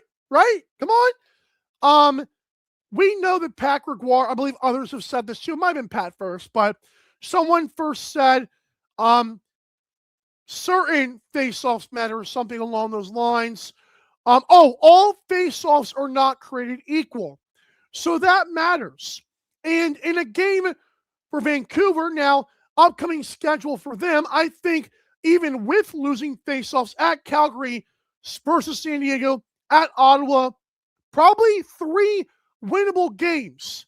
But at Rochester versus Rochester, at Saskatchewan versus Buffalo, at Las Vegas, that's a juggernaut 5 games right after this 3-game stint. And we know that no game in the National Lacrosse League is easy, but that is not to say that Vancouver could use a face-off guy, because they obviously could. Now, another thing about this that I think is very intriguing and is a tad bit underrated about this story. Now, granted, there has not been much discussion on this in general because the fact the NLL does not have daily shows besides myself, and other podcasts have not gotten to this yet. But the underrated story of this still is going to be the fact, is Alex Stathakis more hurt than we thought? Now, this could go both ways. Part of this reasoning is, Max Adler comes in. Why would he only sign for 4 or 5 games? Because the general consensus seems to be, among other people, that Stathakis will come back in the next month or so, hopefully. But if that's not the case, it makes sense bringing in Adler. Another thing, though, if Adler is on the West Coast, and if obviously he's not replacing Stathakis, is he going to make a run at more NLL games? Obviously, San Diego has their guy. Vegas seems to have their guy in Tyrell Hammer-Jackson. But is there someone he could play for? Well, it's interesting. I know Colorado has Matthew Pilato. Like, Calgary's got Ignacio. The Rush have Naso. So it's like, if he's only on the West Coast, are we doing a Mitch DeSnew only playing a certain amount of games? Are we making an NLL comeback, or is Stathakis out longer than we thought? So many thoughts going through my brain, and I know other people's brain as well. I thought I'd talk about it. But again, the biggest story of all of this is Kurt Milosky could not get through the next 5 or how many ever games it is with only winning 24%. And what's funny about that, I actually thought that winning 24% was not the worst thing in the world. Like, I was expecting like 15% or less. 24 is kind of like, okay, we're getting stopped in the dots, but we're winning a few of them. I don't know, man. Or maybe Molosky realizes every team's getting a face-off guy now. That could also be a big decision maker. Again, shout out to Max Adler. Welcome back, sir. I don't know if he'll be dominant because he has not been historically dominant, and now the face-off guys have gotten better. We'll have to see. But good for Adler. Good for Molosky for being humble. And I'm excited to see where this goes. And get well soon, Alex Stathakis. That dude is awesome. When we come back to today's show, I'm going to get to a Twitter poll that has 39 votes and counting about who won the Jack Hanna trade. And then I'll talk about it myself, and I'll give a percentage of it as well. Let's break it down next. You're watching Daily Dive. Don't go anywhere. I know you won't.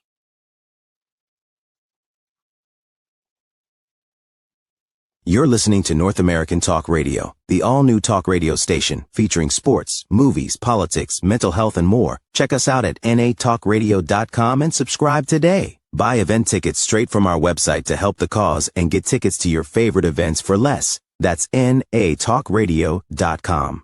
Thanks for listening.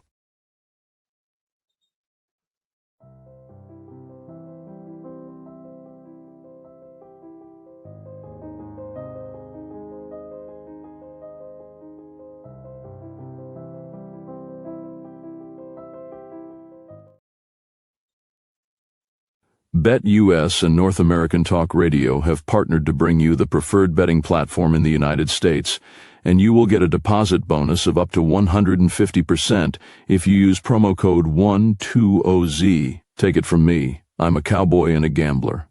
I wrangle my bets on BetUS, and I use the promo code 120Z to get free money. Yee-haw! That's BetUS and promo code 120Z. Now giddy up.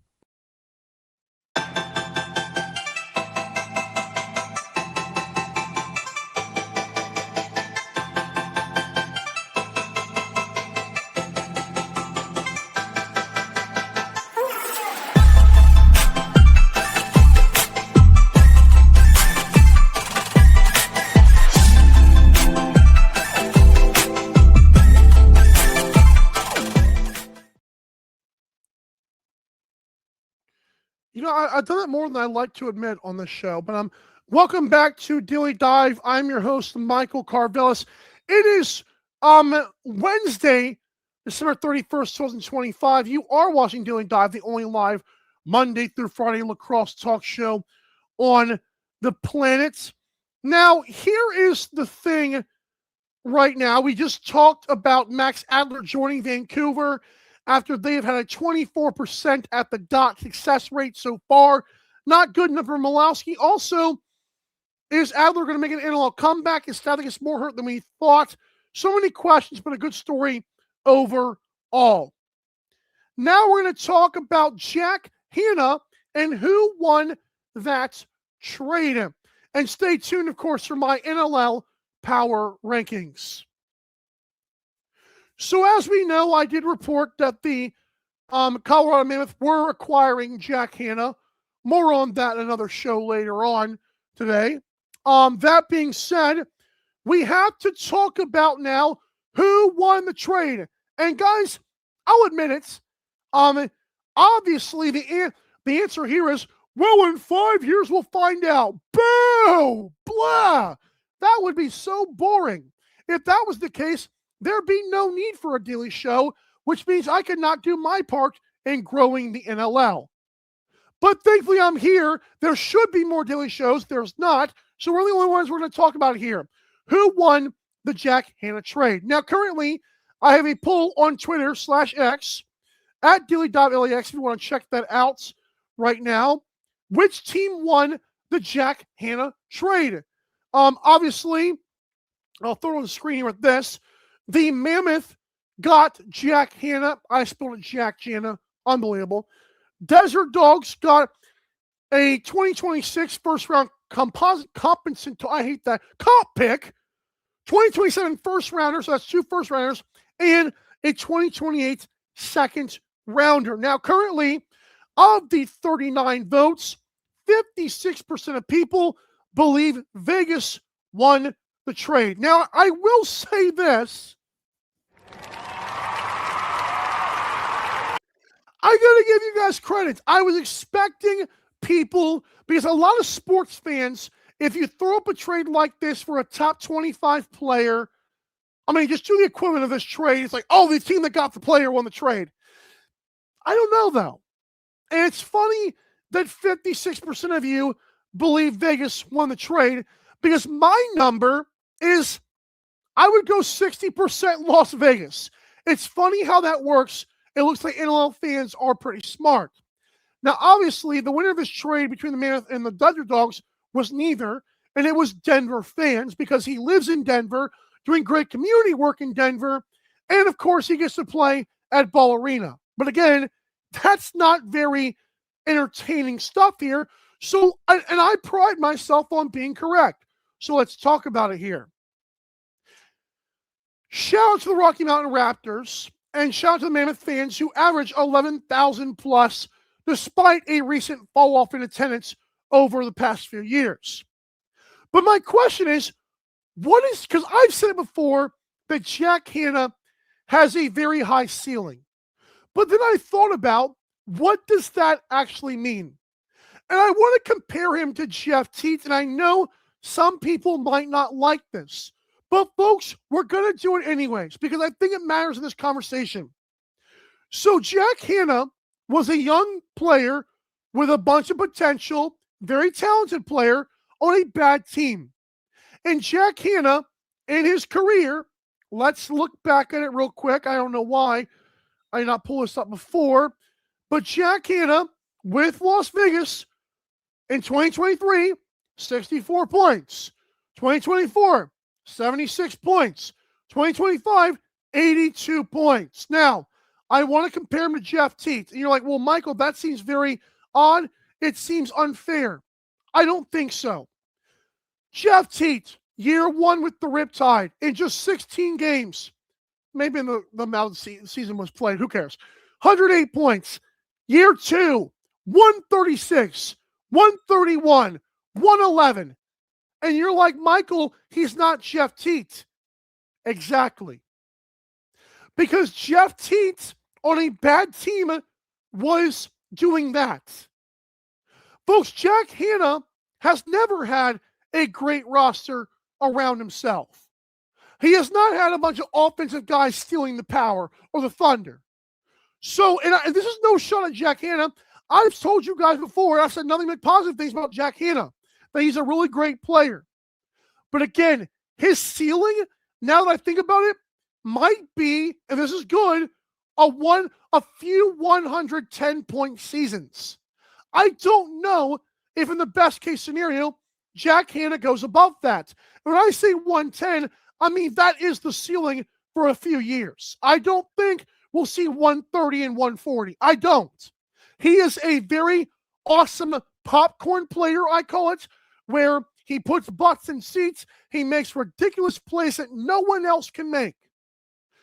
But consistently as a playmaker, which you have to be in box lacrosse, my playmaker, I mean passing, holding the ball, getting by guys, and shooting all in one package, Jack Hanna might not be that guy. Again, he is uber talented. He is a ridiculous athlete. But I do think that Jack Hanna peaks as he's a top 25 player in the league. Maybe top 15, I don't know. But I think he peaks as a top 10 player, close to top 5. But I don't think he'll ever be a top 5 player. And I've heard people on other shows say that he is. But I ask you, show me that. Because I have not seen it. Again, I am fine with the top plays. Brandon O'Neill does that. I am fine seeing like the fun goals and other stuff like that. I'm fine with him being in Denver. I think being with Andrew Q and Eli McLaughlin when he comes back, Ryan Lee, Will Malcolm, that helps him. But his ceiling is probably 2 first rounders and a second rounder. Because I think a lot of people were, like even myself, were thinking right off the bat, oh yeah, a couple of first defender, whatever. Like, and then you're like, wait a minute. It's interesting because remember, he put it's not in spite, because of the reality of his life, he put Vegas in a tough spot. And that tough spot was, I want to go to Denver and I want to be a Mammoth player. I'm not playing for you, Desert Dogs, but thank you for everything. So when you put that on the record and you're like, Vegas is like this, or they're strapped to a wall, they are tied behind their back with their hands, and yet you still get 2 first rounders and a second rounder. It's very impressive. And I'm also probably talking myself into more than 60%, but I'll leave it at that for now. I do also think a lot of people are going to say, well, he puts them up, Colorado over the top. You know what? Maybe. But I don't think that matters. I feel like Colorado is always going to be competitive with Dylan Wardenette and with the cast they already had. While he may put them over the top, it still is like, that's just based on the circumstances of the team that he's with. But I don't think that plays a factor in who won the trade. I asked you, does it play a factor for you? But for me, it does not. And I also wonder, what is that pick in 2027 going to be? Like 2026, it might, there's only 14 teams, and a compository pick or compensatory, however you say that, compensatory pick. There we go. I said it out loud. I had to work through it. That pick is like number 15. So that's already a low first rounder. Good player, fine. Decent player, hopefully, if you draft well. And then next year's pick, 2027, if, let's say the Mammoth missed the playoffs, I don't think Colorado, again, with Dylan Ward, Coach Pat Coyle, the offense they have, they're looking to play the 9 or 10 seed. But again, that gets them like the 4th or 5th pick probably, right? Which is crazy when you think about that. But the 2027 pick is the big deal here. So let's do the math on those picks. Let's say the 15th overall pick in 2026, we're around that area. A top 5 at best pick, I mean the 4th pick at best in 2027, that probably equals Jack Hanna, maybe a little bit more. Because remember, the same team drafted Adam Patra. And if you can get a guy like this a little bit better than Patra, who's awesome, by the way, it's probably like Jack Hanna. Add a second rounder, add the fact that they had to trade him to Colorado, it seems like Vegas won the trade. So that's where I'm going with it. Again, I'm talking myself. I went through this last night. I said 60%. I might go like 75% Vegas. And again, I know I started the segment with, it will take 5 years to figure it out. I don't know. I don't think Colorado or Vegas has to win a championship for us to figure it out. So, and where do you think Jack Hanna's ceiling is? Is it over 110 points? I think it's going to be that for a couple of years at best. Still is a great player. Still is a great player to watch. Cole Johnson, who I've not seen comment before. Hello, sir. I feel like Jack Hanna will have similar production and points as Tom Schreiber has had. Let's look at that, by the way. I know that we're comparing Americans here probably, just for the record. I just want to make sure we're doing this correctly. Oh, that's good. 94, 64, 94, 116. You know what's funny? On that team, I actually like that. I think 90 points, maybe 100 is right where we're getting with Jack Hanna. So again, I think Vegas won the trade. But yeah, no, that's a good point. Robert says they both got what they wanted. Oh, absolutely. Again, I do think in terms of we knew what had to happen here, absolutely, Vegas and Colorado both got what they wanted. But I do think in the end, 2 firsts and a second rounder with the circumstances, Vegas won the trade.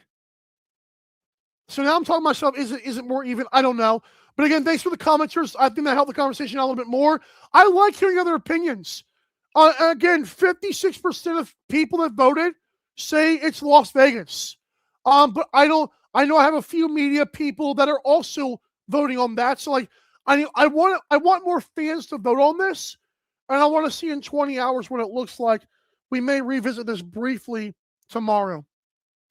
Fun stuff though, and good. Like I said, good for Jack Hanna, good for Sean Williams, good for Pat Coyle. Everyone's happy. I just think Vegas will be a little bit happier. All right, folks, we come back to this awesome show. I'm unveiling my Week 5 power rankings heading into Week 6. Don't go anywhere. Not much has changed, but enough has changed. You're watching Daily Dive on North American Talk Radio's YouTube channel. You're listening to North American Talk Radio, the all-new talk radio station featuring sports, movies, politics, mental health, and more. Check us out at natalkradio.com and subscribe today. Buy event tickets straight from our website to help the cause and get tickets to your favorite events for less. That's natalkradio.com. Thanks for listening.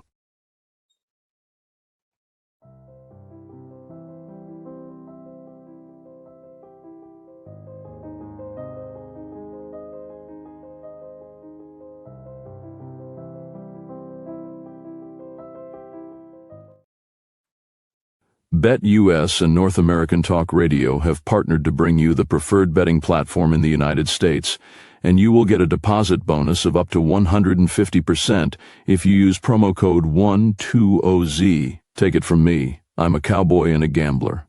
I wrangle my bets on BetUS, and I use the promo code 120Z to get free money. Yee-haw! That's BetUS and promo code 120Z. Now giddy up.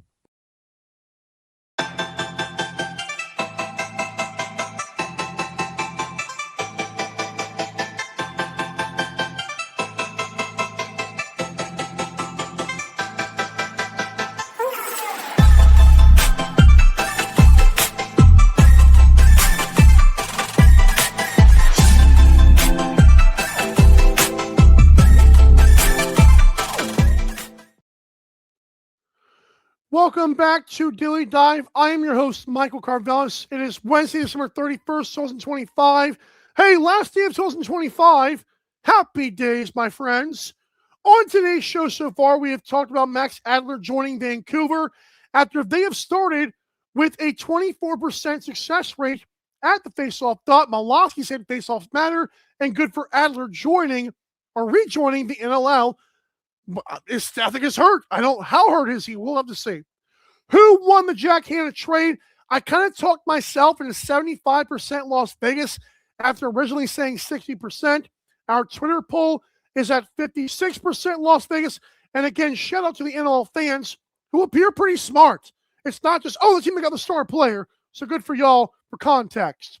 And finally, let's get into my NLL power rankings. Now, these are not the standings, so be careful with how we criticize things here. Rochester has only played 2 games. Saskatchewan is 3-1. But let's talk about my power rankings. Let's do 9 through 14 first, and here they are. Again, following Week 5. Ottawa, Philadelphia, and Calgary stay put. Obviously, Philadelphia lost to Ottawa. Ottawa's win over Philadelphia doesn't move me, especially the fact the Wings came back. Good for the Black Bears for going on more runs, but that's a scary Ottawa offense because when it's awesome, it's scary. When it's bad, it's scary. So it's scary team over there in Ottawa.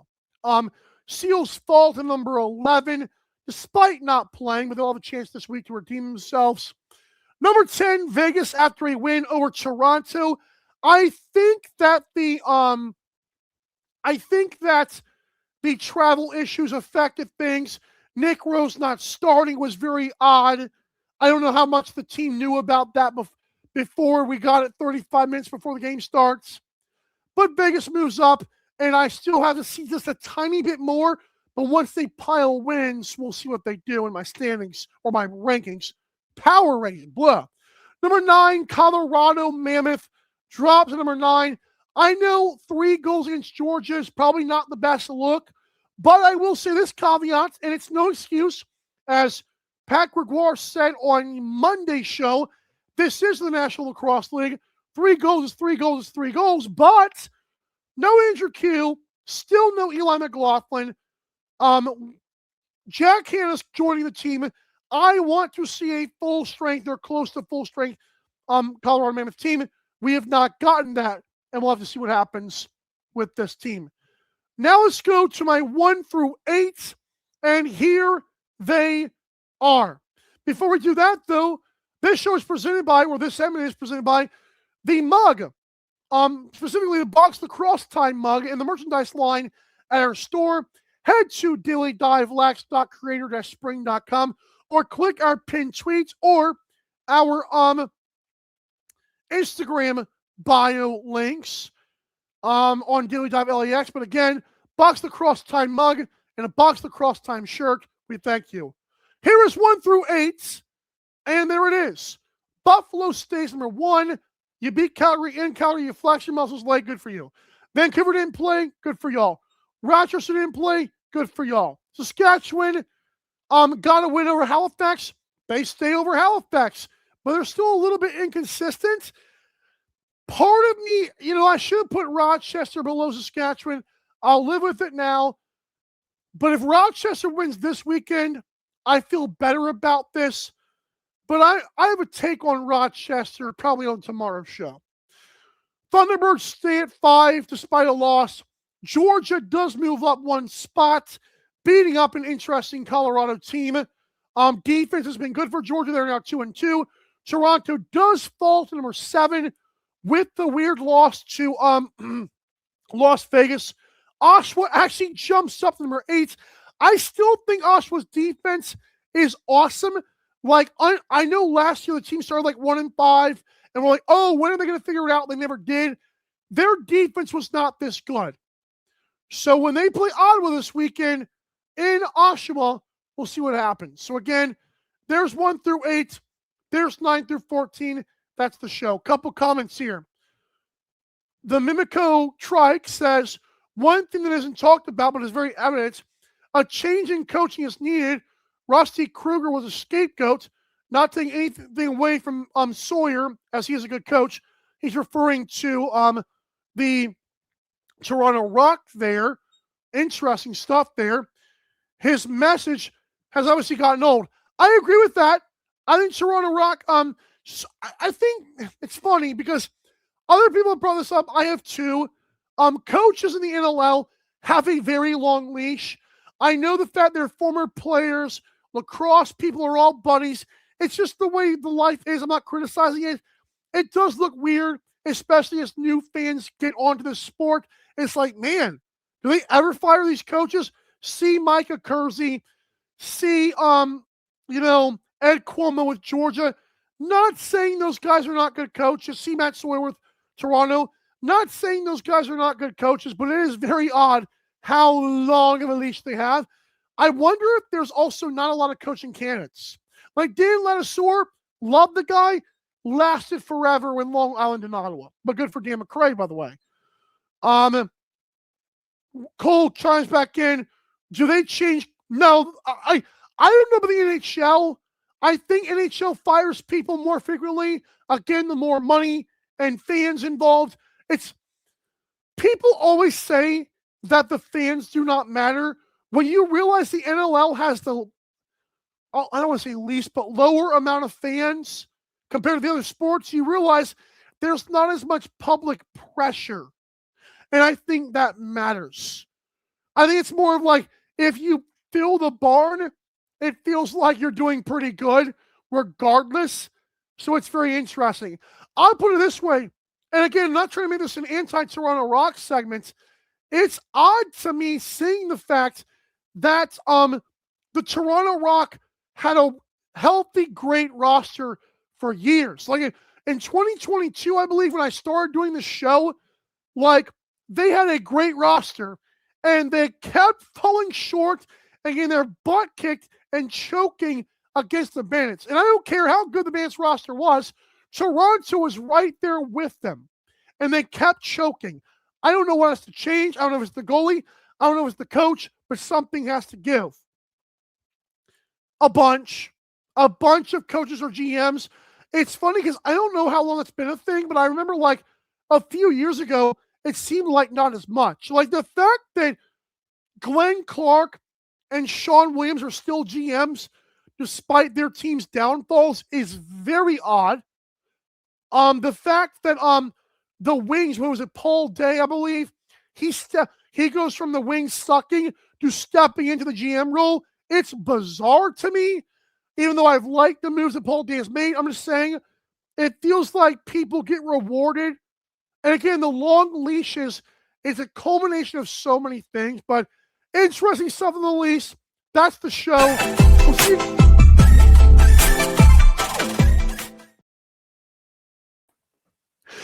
Hello, ladies and gentlemen, and welcome back to the only live Monday through Friday lacrosse talk show on the planet.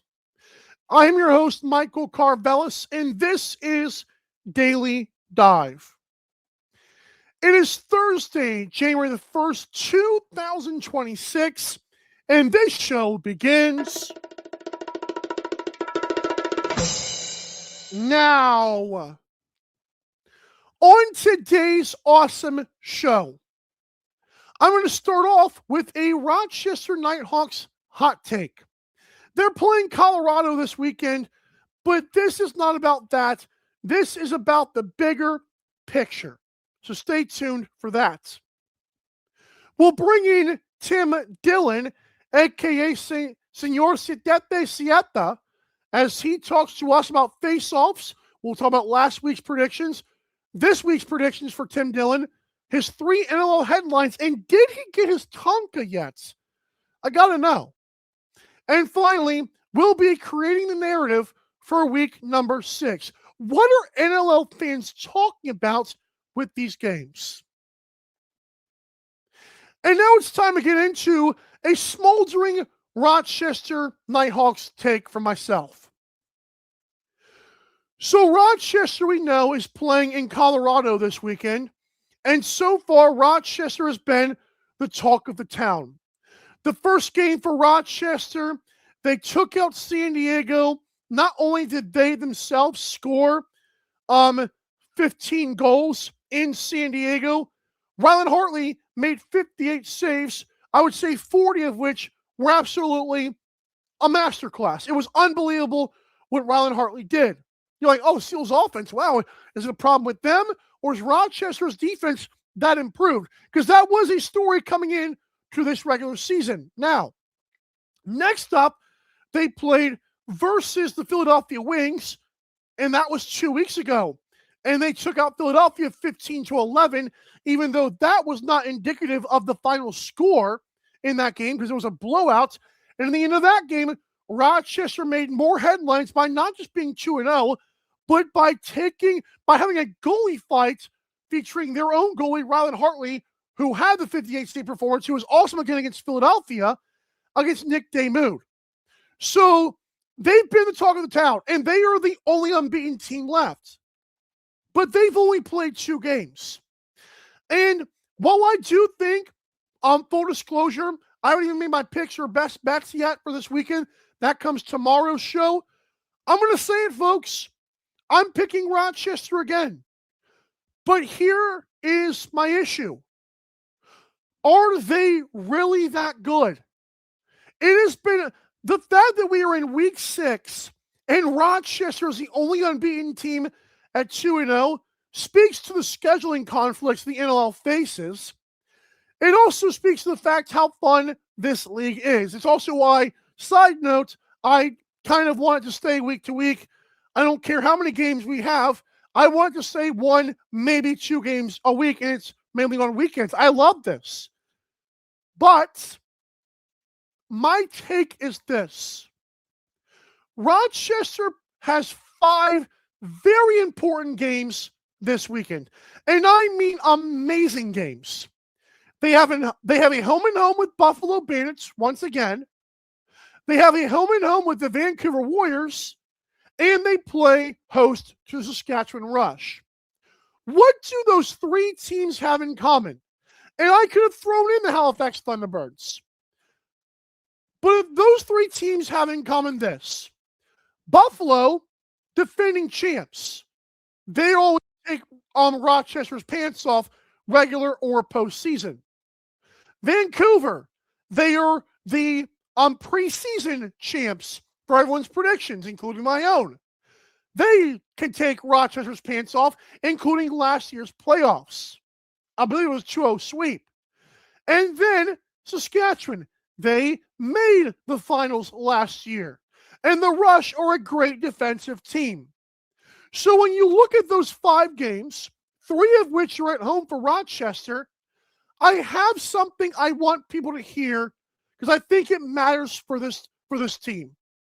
As great as they look, as great as I want them to look, I love Taylor Jensen, love Connor Fields. They come on the show. I think Rylan Hartley is one of the best goalies in the league when he's healthy. Love what they do there. I'm not sold. And I believe if they cannot win at least 2 of those 5 games, I don't care if they win every other game they play. They are not winning squat, and they know that. Because, again, it's not just the fact that the other teams are contenders. It's not the fact that Rochester's not gotten there. It's the fact that those teams pants Rochester in regular or postseason. That's a big deal. That's a very big deal. Rochester simply, historically, at least in this regime of Rochester, can't hang with the big dogs. So what are you going to do about it, Nighthawks? What are you going to do about it? The game in Colorado this weekend, sure, you might win. But if you lose, if you cannot win 2 games against Buffalo with a doubleheader, Vancouver doubleheader, and then Colorado, and then Saskatchewan, you don't hang with the big boys. You're going to keep on being the same old hyped up but soft Rochester. So again, they must win 2 of those games. And I think they got to be competitive in 3 or 4 of them. Again, we've seen the great offense. We've seen Rylan Hartley, but they get punched in the mouth by the big boys. If you can't beat the good teams in the regular season, why would anybody, including yourselves, be confident? Rochester, I do believe in you, but this game this weekend means next to nothing for me because I know what your ceiling should be. When we come back to this awesome show, I'm going to talk to Tim Dillon, who is going to be helping us bring in the new year. Sure, we'll do that. Face-off predictions, Trust to see his AK3-0 headlines if he has them. And does he have the Tonka yet? Oh boy. You're watching Daily Dive. Don't go anywhere. I know you won't. You're listening to North American Talk Radio, the all-new talk radio station featuring sports, movies, politics, mental health, and more. Check us out at natalkradio.com and subscribe today. Buy event tickets straight from our website to help the cause and get tickets to your favorite events for less. That's natalkradio.com. Thanks for listening.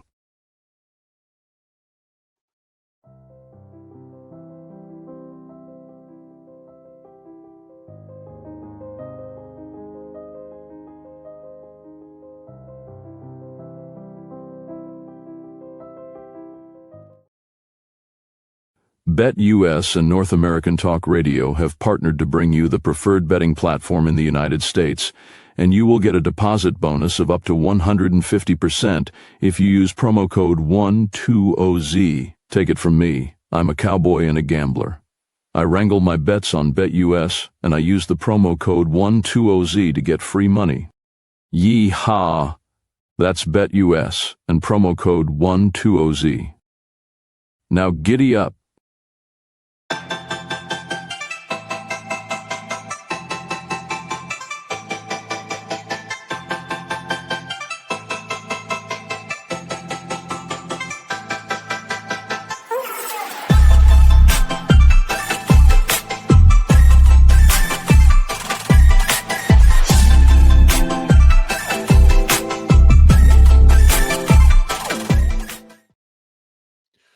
Welcome back to Daily Dive. I'm your host, Michael Karvelis. It is January 1st, 2026. You are watching the only live Monday through Friday lacrosse talks from the planets. I just gave you my Rochester hot take, basically saying they're soft, and I don't think the game this weekend at Colorado means anything. And by soft, I mean they can do better, because I do believe those 5 games against Buffalo, Vancouver, and Saskatchewan are going to be the key for how they play this year. Or they're contenders. Stay tuned for Creating the Narrative, but now it's my pleasure and my honor, if you will, to bring in a very special guest once again. I'm going to bring on my graphic down real quick. All right, it is now time to bring in, for the new year, Senor Timothy Sienta. Tim, what is that? Tim Dillon is back. Oh, yeah. All the Mexican ladies love us, man. New mask for Timmy D. What can I say? Don't Sí, señor Michael. Sí, señor Michael. It's more a clown mask, but we are in the no. This is USA, baby. USA, right here. Always rocking. That's fair. I know you crossed into the country. I love it. Thank you for your service. We are in the new year. New year. That is grape juice. I love it. I'm kidding. It is. Tim Dillon does not drink. Tim Dillon does not drink. He's an athlete. Good for him. Good job, sir. How have you been? How was your night? It was a long one last night. You know, it was a long one. Hey, listen, man. If the grape juice is flowing, it's what we do, baby. I love this. Love it. All right, so I do want to get to this because I have these written down. We're not going to go through these like crazy. I'm just going to mention what you had last week, and thank you for always giving us your predictions. Last week you said Jake Withers would go 72% against Naso. That was also. We'll talk about this one in just a minute, but hold on a minute. So 12 of 23 for Withers. 52% was 20% less. We'll talk about that in a minute. Nick Rowlett goes 56% against Jay Thornbear. You did nail that one because you said 60%. We'll give you the victory there. Hammer Jackson, you said 90% against whoever Toronto was rolling out. They rolled out Jubenville, Brad Cree, Phil Mazuka. Hammer Jackson at 23 at 32. So 71%. Not terrible for you. I think we can chalk that up as a victory. Georgia, Colorado, you did say 55% Pilato. He got 76%. Buffalo, Calgary, you said 55% Ignacio. Ignacio was 66%. I would say that's like a 3-2 week. I think you pretty much nailed Nick Rowlett. I think Hammer Jackson was a good pick, and Ignacio. So we'll say 3-2. Does that sound fair for the face-off predictions? Yeah, I gotta say, I know I've been tough on Naso, but I will say this publicly and for the record. I was impressed with what he did. Yeah, man. I think Hammer Jackson's been. He's been awesome for Vegas. You knew that was going to happen, but he has been refreshing. I think that Pallado kid has been special for Colorado. That dude. I believe you said he was like a rookie. You talked about him preseason. He's been good. But yeah, I do want to say, as a person who did broadcast Jake Naso at Montana Lacrosse League, Naso told me that was his first ever box experience. What he's doing in this league is ridiculous. Hanging with Jake Withers in any form is amazing. That he can almost, like the last 3 or 4 matchups they've done, he's been right there historically. It's impressive. It really is. Yeah, he's a dog. Please excuse me. I'm a little under the weather here. It's just been hailing and raining and very cold weather. It's hailing? Yeah, it's hailing right now. It's very cold weather where I'm at. Well, I hope that you guys are staying safe, sir. I am, sir. I am. Wow. But what I will say is, face-off world right now is it's pretty consistent. We are seeing a lot of things. I can guarantee you, I can tell you 100% certainty that I guess this might be one of the headlines. Joe Nardella is gonna be out for the rest of the season. Oh. He had knee surgery. Was he trying to get back? And it looks like to be a 7-month recovery period. Now, if he does somehow pull it off where he comes in, that's amazing. But what I can tell you is, and this might be another headline here, that during the Man Cup run, when the Bellies were in the Man Cup, Hammer Jackson was a 72%, 90% guy for that team all year. Best faceoff guy in the WLA and potentially senior A at that stage. They told him that they're not going to put him on the 25-man roster for the Man Cup, and they actually tried to bring in Joe Nardella to replace him, and Joe Nardella said no. Because he was recovering, probably. Yes, but he's that point, right? You know, because those guys work together a lot. Those guys coach together, they work together, and imagine your Hammer, right? You just took your team to the Man Cup. You just beat a bunch of guys in the playoffs, and now, in your home barn in your home city, you're not even allowed to play or suit up. So I do want to get to Max Adler. I forgot to mention this to you backstage. I apologize. Max Adler comes out of retirement. Well, semi-retirement, they're calling it. He does get traded, is the word on the streets now.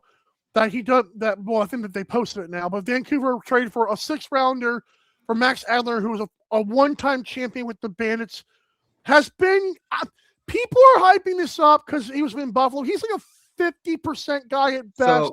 And I think the guys are getting better. Now let me tell you something right here, brother. All right? Uh-oh. Max Adler, one of my favorite players of all time. All right, I literally have a jacket that he used to own, and over there. That's awesome. That's awesome. Okay, let me tell you something. Max Adler is, you could say, he was the greatest faceoff guy for 3 years, from 2018 to 2021 or to 2020. He only played 2 years. Oh, he's in the PLL. You lump because I know he played with PLL. You're right. Yeah. So MLL, PLL, NLL. You can make the argument that 2018 championship with the Denver Outlaws, he was faceoff guy of the year. And then he goes into the PLL next year. He's doing pretty good.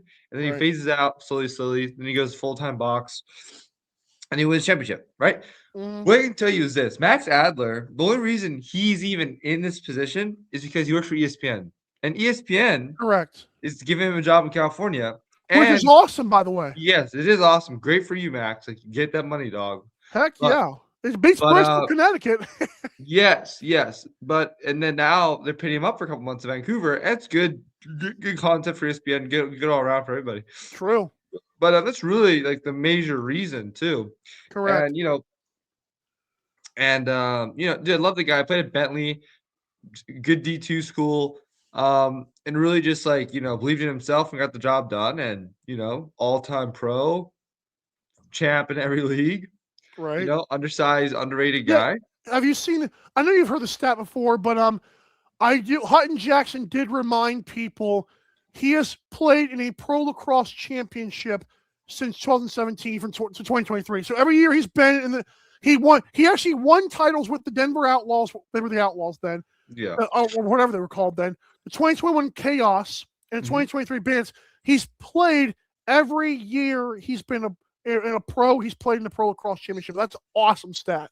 Yeah, I love that for Max. I think it's great, but I really don't know how that's going to affect him in this league right now. Dude, the faceoff guys are so good, man. Yes, I would assume that that's a very smart pickup by Vancouver. And Malak, they were, by the way, for the record, as we're going here, 24% was the success rate for Vancouver. I thought that was bad, but it wasn't awful. The fact that Malosky brings in Adler, do faceoffs matter, Tim Dillon? I think you say yes. I would say so, absolutely. But I would also have to say that if they are going to trade him, we have to take into account that they're probably waiting for Stathakis to get healthy, right? Yeah, well, that's because a couple things. I'm glad you mentioned that whatever. I don't know if he gets signed somewhere else or trades, but here's the thing. I'm glad you mentioned that. Do we think Stathakis is out longer, or, and I'm not saying to predict, I'm just asking, or do you think it's more of Adler is going to help out, and whether or not Stathakis comes back, then he'll find a new team? It's very interesting because look at the Western Coast teams, Tim Dillon. You got Baptiste in San Diego, Hammer Jackson in Vegas, Ignacio in Calgary. Like, there's no room for him on the West Coast. So what is the deal here? Well, I would say, are you ever seeing Sathkis or Adler here? Adler, but like because Stathkis is in Vancouver, so like where does Adler go if he's only on the West Coast? I don't know. Well, I would say this. I would say face-off guys is a very cut and dry position. Either you're playing or you're not. You're Yep, helping the team, you're helping the team. If you're not, you're probably gonna get cut or traded. Okay, so it's correct. availability is the best ability here. So Ability, yes. ultimately here, Mike, what you're gonna be seeing is probably Max might play a couple games for them till they Right. have Saskis healthy, or they might play the whole season if he's hot. Because what I know about the leadership and the ownership of um, Vancouver Warriors head coach, he does not like faceoff guys that much. Right. When Hammer was on that team, he told him, "You win, you stay." Right? Right. He cut him down to the ALL, even though he was a 72% guy, and really stunted his growth for a little bit. So I would just have to say Stathgate seems to be thriving because that's the guy they want. And they're probably gonna stick with him, but they're probably gonna bring in Max because they need a win. They need to consistently get the ball back, all that great stuff, you know. Right. But if I could see a trade happening, I would see a trade maybe going to Georgia, maybe going to I would Rochester. like But I Georgia, doubt but it. I completely doubt that's it what I'm saying. Because the whole reason he's back is the because only of reason he's back is he's working a job there and right. they're pitting him up. So I really do think maybe the trade is to trade Stathakis because he can't stay healthy and he's not a vet. And, he's having a hard time on defense. Um, so I would say maybe Stathakis goes to Georgia. Maybe he goes to Denver. Maybe he goes to Rochester. That's a good. Oh, that's so. But like, But also you gotta realize Stathakis played his lacrosse in Denver. So maybe we see a trade where Stathakis goes to Denver, and now they have Stathakis, Jack Hanna, offense against the ball. Pallado, maybe Pallado gets traded. I don't know. It's weird. It's wild. I think we really could see a two-person trade here. I think we could see Stathakis get traded to Colorado, and then Colorado's face guy get traded to Georgia. I There's don't know. something cooking regardless. I have a question for you. Yeah.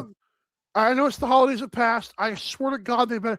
I have to ask you, dude. Please tell me. I asked you to surprise me. Do you have the Tonka? No. I was working with it this weekend though, but it was not mine per se. Mine did get shipped, but mine is going to LA to get strung up by a pro stringer and to get a dye job. Oh, so you know what? I'm so glad you said that. All of them have been sent out. There's only like 100 left. Like they're sold out almost. Oh yeah, the 100 that they had. Anyway, they did. They had like 1,000 plus. They had a ton of heads. Well, here's my thing. Yeah, I'm glad you told me that. I'm never pre-ordered anything. As much as they like deal with the online stuff, a lot of it is in store. Like they have so many locations in store across Canada. Yeah, they're in every store in Canada, basically. And they sell them there. Really, most of their sales are in person.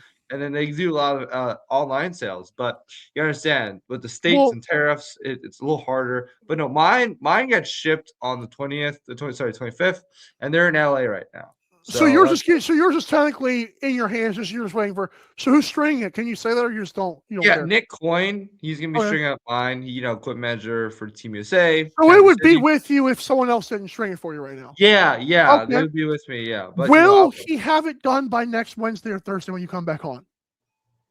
I would say probably not. The holidays right now. My goodness. The holidays right now, he's on vacation right now. Plus, anyway, he's having a good time. So it really is not a huge deal. It's not huge. I'm not playing any games right now. It's not a huge deal. Okay, so let's do your predictions. I think these are fun. Let's finish off your headlines. I know you've already given us one or two of them. Do you have any more before we start the predictions? Yeah, let me think. I was able to hang out with a lot of face-up guys over the weekend at this event. Yes. Let me think here. I remember some really cool stuff. No. If you don't have them, it's fine. No, I do. There's NLL headlines. It doesn't have to be who you. Yeah, no, but like I have some insider information, Mike. Like I'm trying to see what I can say on the air right now. All right. Good point. Try not to get in trouble, man. Don't burn bridges. What I can say is I talked to Levi Anderson, and SDX with Levi Anderson probably going to happen. STX is about to roll out a brand new equipment line with all box orientated, and Levi Anderson is going to be a big part of that, and Joe Nardella. That's cool. I talked to Nick Rowlett. He's doing you really talked good. To Nick Rowlett? I did talk to Nick Rowlett. He's feeling really healthy. All right, let's get to predictions. That's the headlines were fine. It was good. Those were good. You gave us a little. I don't want you to get in trouble here. So, all right, we're going to start off with the first game of the weekend. It's back to Saskatchewan. I called it the Jake Golf. I'm rephrasing it to the Jake Wars. Okay, I feel like Jake Golf sounds a little bit weird. I have the schedule in front of me, but so I don't have to keep looking down. Can you just tell me matchup and I can give it to you? Withers, Naso, Thunderbirds, Rush. Who you got? Oh, rematch right away. That's what I'm saying. So let me see here. It's the first schedule game. Let me see. Yeah, it's 6 o'clock again. 8 o'clock. 8 o'clock Friday. That's why. Okay, so it's only Friday. And it's in Saskatchewan's barn. Yeah. Correct. Naso Withers.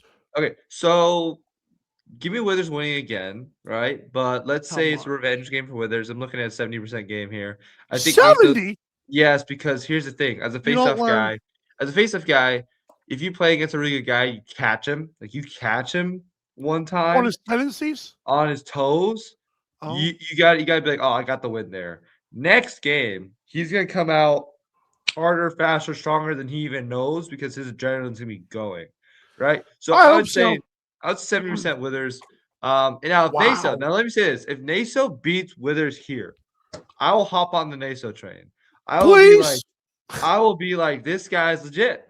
But like, he hasn't proved it really. He hasn't proved that he can win against Withers ever, really. Have you seen how good he is? Have you watched the Naso game? Yeah. He's nuts. I could give you 10 other face-off guys who can do the same thing. Oh, I think you're Tim. Okay, Tim Dillon. I need you to realize this year he's at 65%, right? Okay. Last year he was at 61%. That's against the entire league. That's pretty good. Not bad. Now let me tell you, was his percentage higher in the western part of the league or the eastern part of the league? I don't know. He's a top 5 face-off guy the first 2 years. That's nuts. There's only how many teams in this league, Mike? But here's the thing though. And half the time they don't have a face-off guy. I promise you, he is one of the better ones for the last 2 years. I promise you. Then why did we see it in the finals? Then why did we not see him start every game? He didn't. He had Mike Messenger come in and take a couple for him. Let me tell you something. If you are a top, he did too. He did start the finals.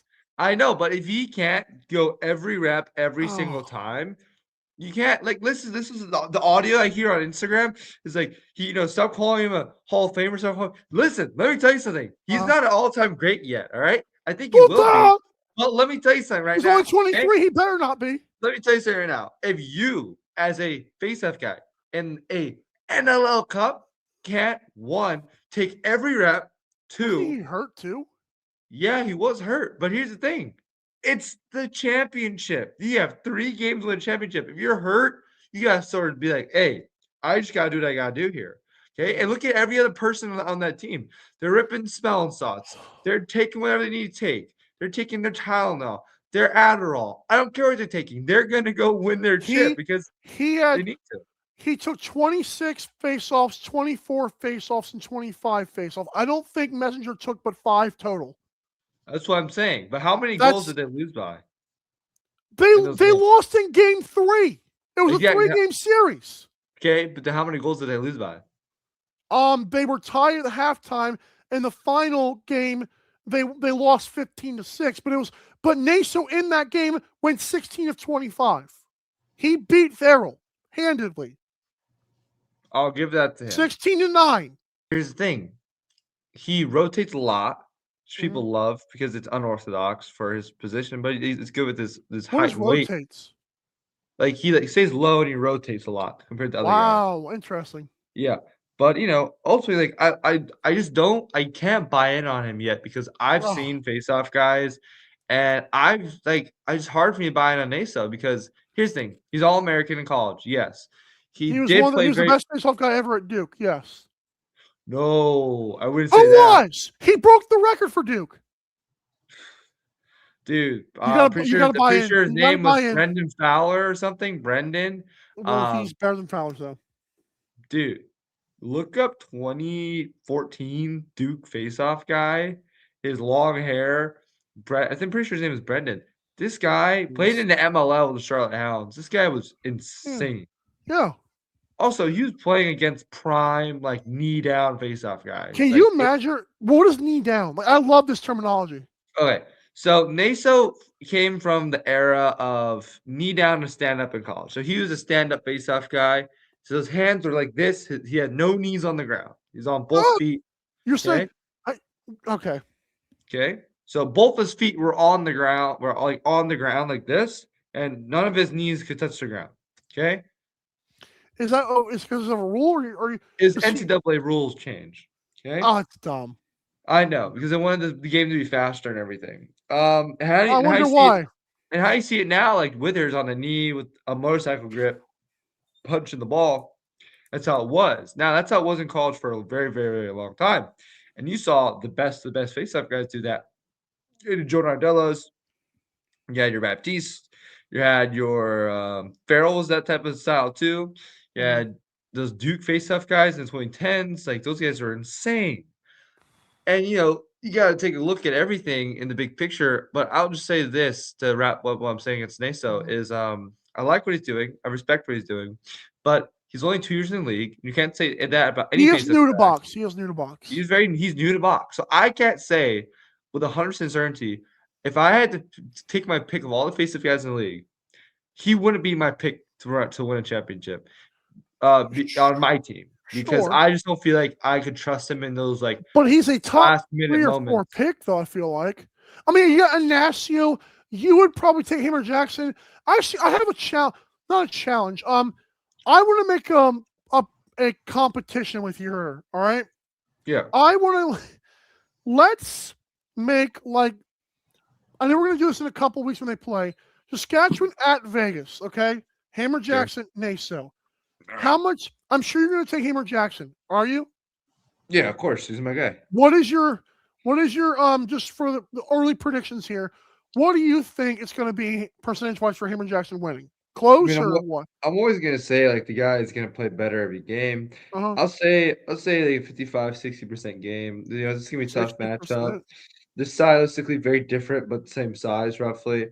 And Naso is just gonna have better wings. Honestly, he's gonna have. Okay, so it's the wing. It really is. I mean, his wings do save him a lot of times because you'll see him you'll see him flailing about on the ground and trying to pick up a ball. Oh gosh, that's not true, but okay. What do you mean? He's on the ground every other face-off. He never. Yeah, but he still has a bunch of loose balls. It's not like he's not trying. I'm not saying he's not trying, but. Okay, I'm going to go Naso gets him 65% or more. I'm going to go Naso. All right. It might be 70, but we're going 65. Yeah, all right. It's a fair assessment if you want to go that route. All right, let's do Ottawa, Oshawa. Ready? Ottawa, Oshawa, dude, it's just going to be this Oshawa. is because Oshawa still doesn't have their guy. So let me make sure. Oshawa, where's my stats go? There they are. So Oshawa's been rolling out Mike Byrne, who's got 60%, pretty good. Yeah, he's been doing a good job, but he's going against a journeyman faceoff guy. I'll give it to Ottawa. I would usually, he's an all-time faceoff winner in this league. Who was that? The Ottawa faceoff guy. It's been Reed Kurtz so far. Yeah, he's an all-time faceoff winner in this league. He's at 20%. I know. I don't know how he has a job, but he's 24 years old. Are you sure? Yes. I don't think you're maybe thinking of Thornberry maybe before. Yeah, Thornberry. He was playing last week. Yeah, but I thought he was playing for a different team. Hold on here. No, Thornberry plays for Ottawa. Oh, he did. That's weird. What the heck? Yeah. What am I looking at? Hold on here. Maybe loose ball, most loose balls. There he is. Oh, yeah, I see. Oh, it was right at the bottom. My bad. Thornberry, he's at 45. Okay, so you're taking it's my bad. Thornberry and Mike Byrne. Who you got? I'm taking Thornberry here. Oh, that's crazy. He's just it's not going to be a close win. It's probably going to be 55%. I like that. But it's just because Byrne's very athletic. He does know how to clamp the ball, and he can score as we did see. By the way, he was so in the crease. I don't know why no one like asked for a challenge there. That guy was in the crease. All right. But next Goldberg up, is a legend, though. Love that guy. Hammer Jackson and Farrell. That should be good. Vegas and Bandits. Okay, so this is a game where it's like it's anybody's ball, really. I mean, it's in Vegas, yeah? It's in Buffalo. It's in Buffalo. All right. Homecoming for Fraser and Kluche. Okay, so I would probably say, last time they played, Hammer was like a 40% guy against Farrell. Is it? Yeah. Where was this? Was in the NLL, right? Yeah, it was in Buffalo too. I'm looking at the correct stats. I'm making sure we get this right. This just messed. This messed. I honestly can't remember the exact number that far back, but I'm looking at it. What it can was one game. It was I'm just making sure this was on come on. This was on March of this year, and Farrell was 18 of 25. Hammer Jackson won. It was 72% Farrell. Yeah, so 34%. So 30. I would probably say, like, honestly, this is gonna be a big test for Hammer. We haven't seen him this healthy with this, all this stuff. So I will say, let me go 50%. 50? Okay, I like that. You're going 50 because if Farrell gets to win, he's just bigger and he's at his home barn. It is what it is. But Hammer Jackson can really dig deep here and figure out, how bad he wants this one, then he'll do it. So you think Hammer Jackson has a chance to? We'll say if it's like 55 or 60-40, that'll be a win for you because it's way different than it was the first time. Yeah, I would say, but he's also been like this, like very good, very consistent. Even though you're saying 50-50, I like that's like it's going to be closer. Okay, Rochester with God bless Jeremy Thompson, and then Matthew Pilato against for Colorado. That's just tough. This is the only game of the year where I'll say like Jeremy has a chance. What? Jeremy has a chance to be like 40%. Oh, so you're saying Pilato only gets 60%? Yeah, I mean I love Pilato. He's doing good, but like this is where experience comes to play. Pilato's young. Jeremy knows every trick in the book, and he's probably gonna just counter the crap out of the guy and get it to his wings. So I'm saying this is like a good game for Jeremy, get like maybe 40-30%.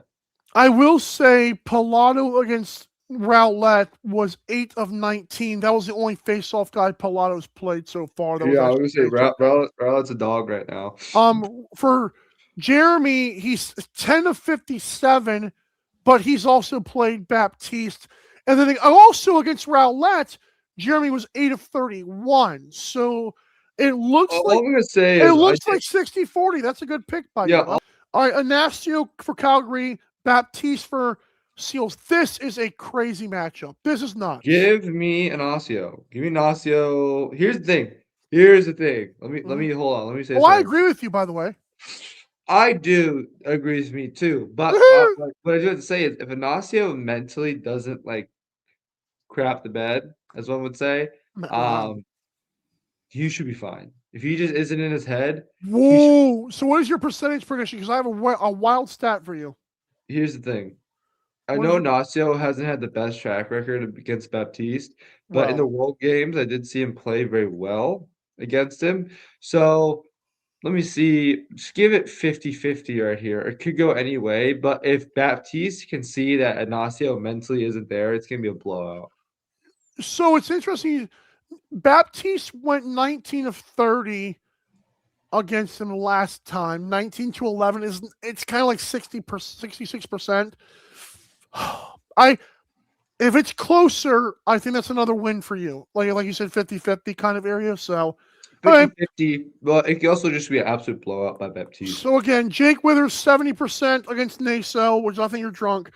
Thornbear 55% against Mike Byrne for Ottawa, as Ottawa Black Bears will get the win there. Well, you're just saying for face-offs. Desert Dogs, Farrell and Hammer Jackson will go 50-50, which is crazy. Pilato will get 60% against Jeremy Thompson, which I don't hate. And then Justin Anasio 50-50 area, but Baptiste might get the edge there for the Seals game. Okay. I know you didn't prepare for this. Oh wow, my pen drops. I know you didn't prepare for this. Do you have your Britney Spears wig laying around? Buddy, no. It's somewhere. I don't know where it is. Well, we'll do okay, I was just wondering. We'll do it next time. Yeah, we'll do it next time. But I'm sorry to hear that. I'm sorry to hear that. That's amazing. Dude, it's in a suitcase somewhere. I gotta figure out where the thing is. Well, at least you packed it. Good for you. It's deep somewhere. I know whenever you do, I know you like to switch hairdos. It's a Tim Dillon thing. I understand it, so you're respected. Maybe we can do like a red Reba thing. You know, don't do that. Maybe, never know. Man, thank you, Tim Dillon. Stay mucho. Oh, I would like to say one thing. Love doing this. Love doing my job out here. For any WWE fans, Chris Jericho makes his return on Raw Monday night. Interesting. It's a great match if you want to watch it. And Happy New Year's, everybody, and hopefully everybody gets home safe from all the parties. And have a great New Year. And please watch the show, and please tune into your local NLL, and please go to your local NLL and respective box games. People love it. Good time. All right, be safe, everybody. One last thing I'll say for you is that we will know if lacrosse has made it if NLL guys are guest starring on WWE. Oh, that's actually like that would be. We would have made it at that point. The Vancouver Warriors with Hammer Jackson did do a wrestling segment with the local wrestling. That is not WWE, sir. How dare you? I know it's at WWE, but it's pretty good. It's pretty good that they did that. I mean, it's cool. Hasta mañana, Tim Dillon. Thank you again for toughing it out. Stay safe, bro. Hey, kids, where'd he go? Excuse God. That was fun. Thank you to Tim Dillon once again for all he does. We come back to this awesome show. Let's create the narrative. What are NLL fans discussing for week 6? We're going to wrap it up next. It's 2026, which is crazy. Don't go anywhere.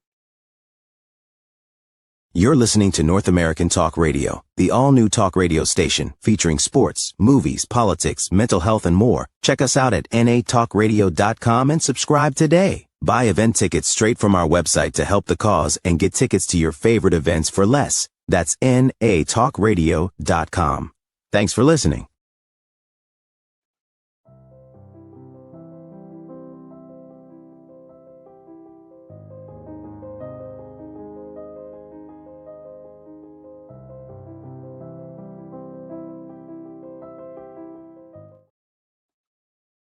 BetUS and North American Talk Radio have partnered to bring you the preferred betting platform in the United States, and you will get a deposit bonus of up to 150% if you use promo code 120Z. Take it from me, I'm a cowboy and a gambler.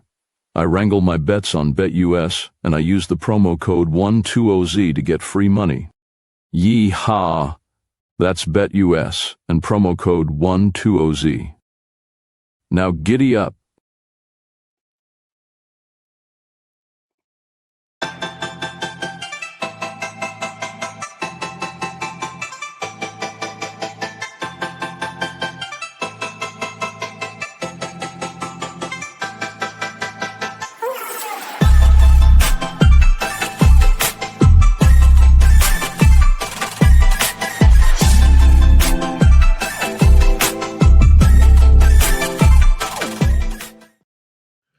Welcome back to Daily Dive. It is January 1st, 2026. Folks, it is time to create the narrative. We talked about a Rochester hot take that I had where I said that Rochester is a team that I don't care about what happens in Colorado. I think they're going to beat Colorado. But I think their 5 games against Saskatchewan, Buffalo, and Vancouver are a big deal. We talked to Tim Dillon, who again told us that Withers will go 70% against Jake Naso. Jay Thornbear will go 55% against Mike Byrne. Hammer Jackson and Farrell might do 50-50 on the faceoffs. Matt Pilato will get 60% against Jeremy Thompson. And then Justin Inacio and Baptiste will be pretty even though Baptiste might get the edge. All right, folks, let's create the narrative for week number 6. I actually love doing this, folks. It is so fun. So we're going to write up the script. And not really a script, but more like a I love this. More like just what are fans talking about? Like the barbershop talk, you know what I'm saying? All right, first game. We have got Halifax at Saskatchewan. Basically, the story here is the rivalry continues. It's a brewing, hard-fought rivalry.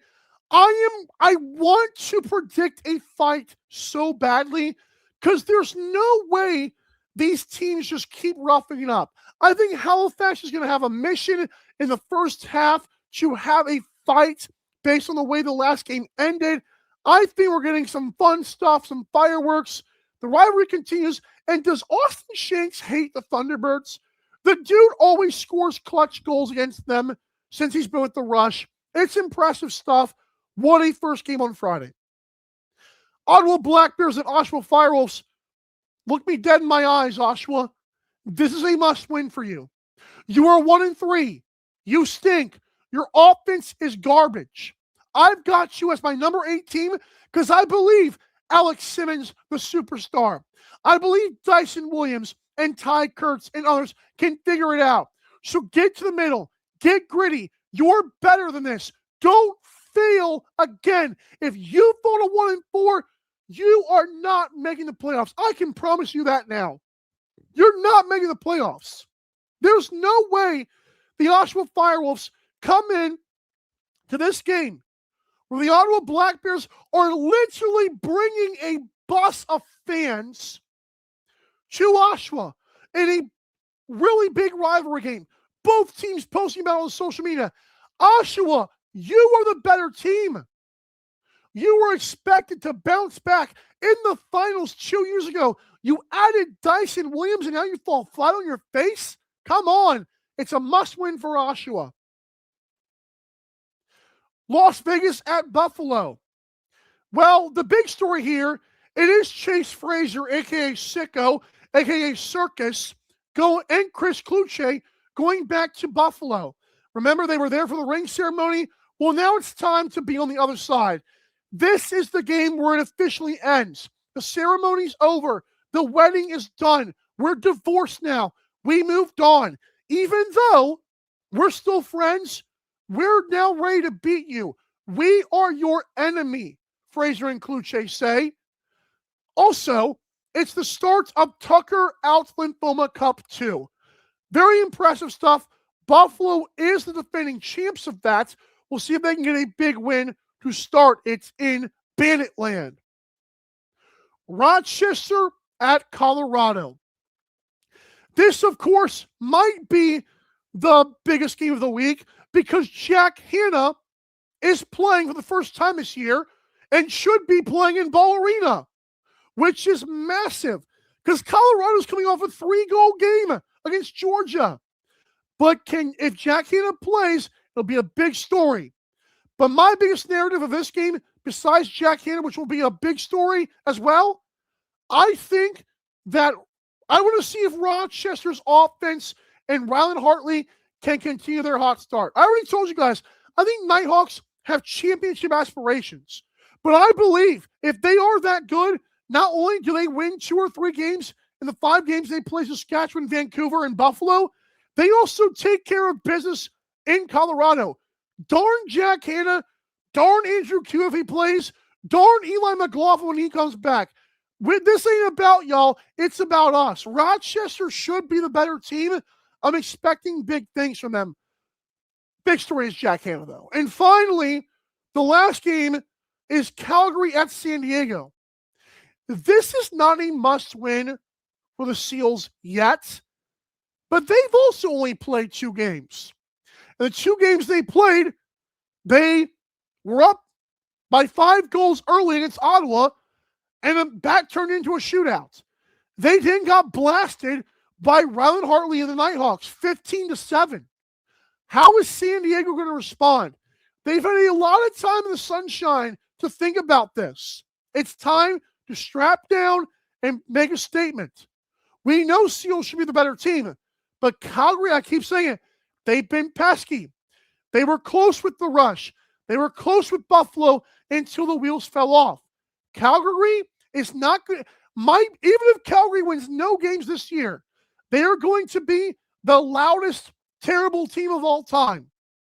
San Diego, do not play with your food. Well, we had a fun show today. I cannot wait till tomorrow where we make our predictions and best bets. I know I have been kind of up and down, mostly down. I'm ready to bounce back. And I am going to have a surprise for you guys tomorrow when Captain comes on the show. Thanks so much for tuning in, everybody. This has been Daily Dive. We hope you continue to stay safe.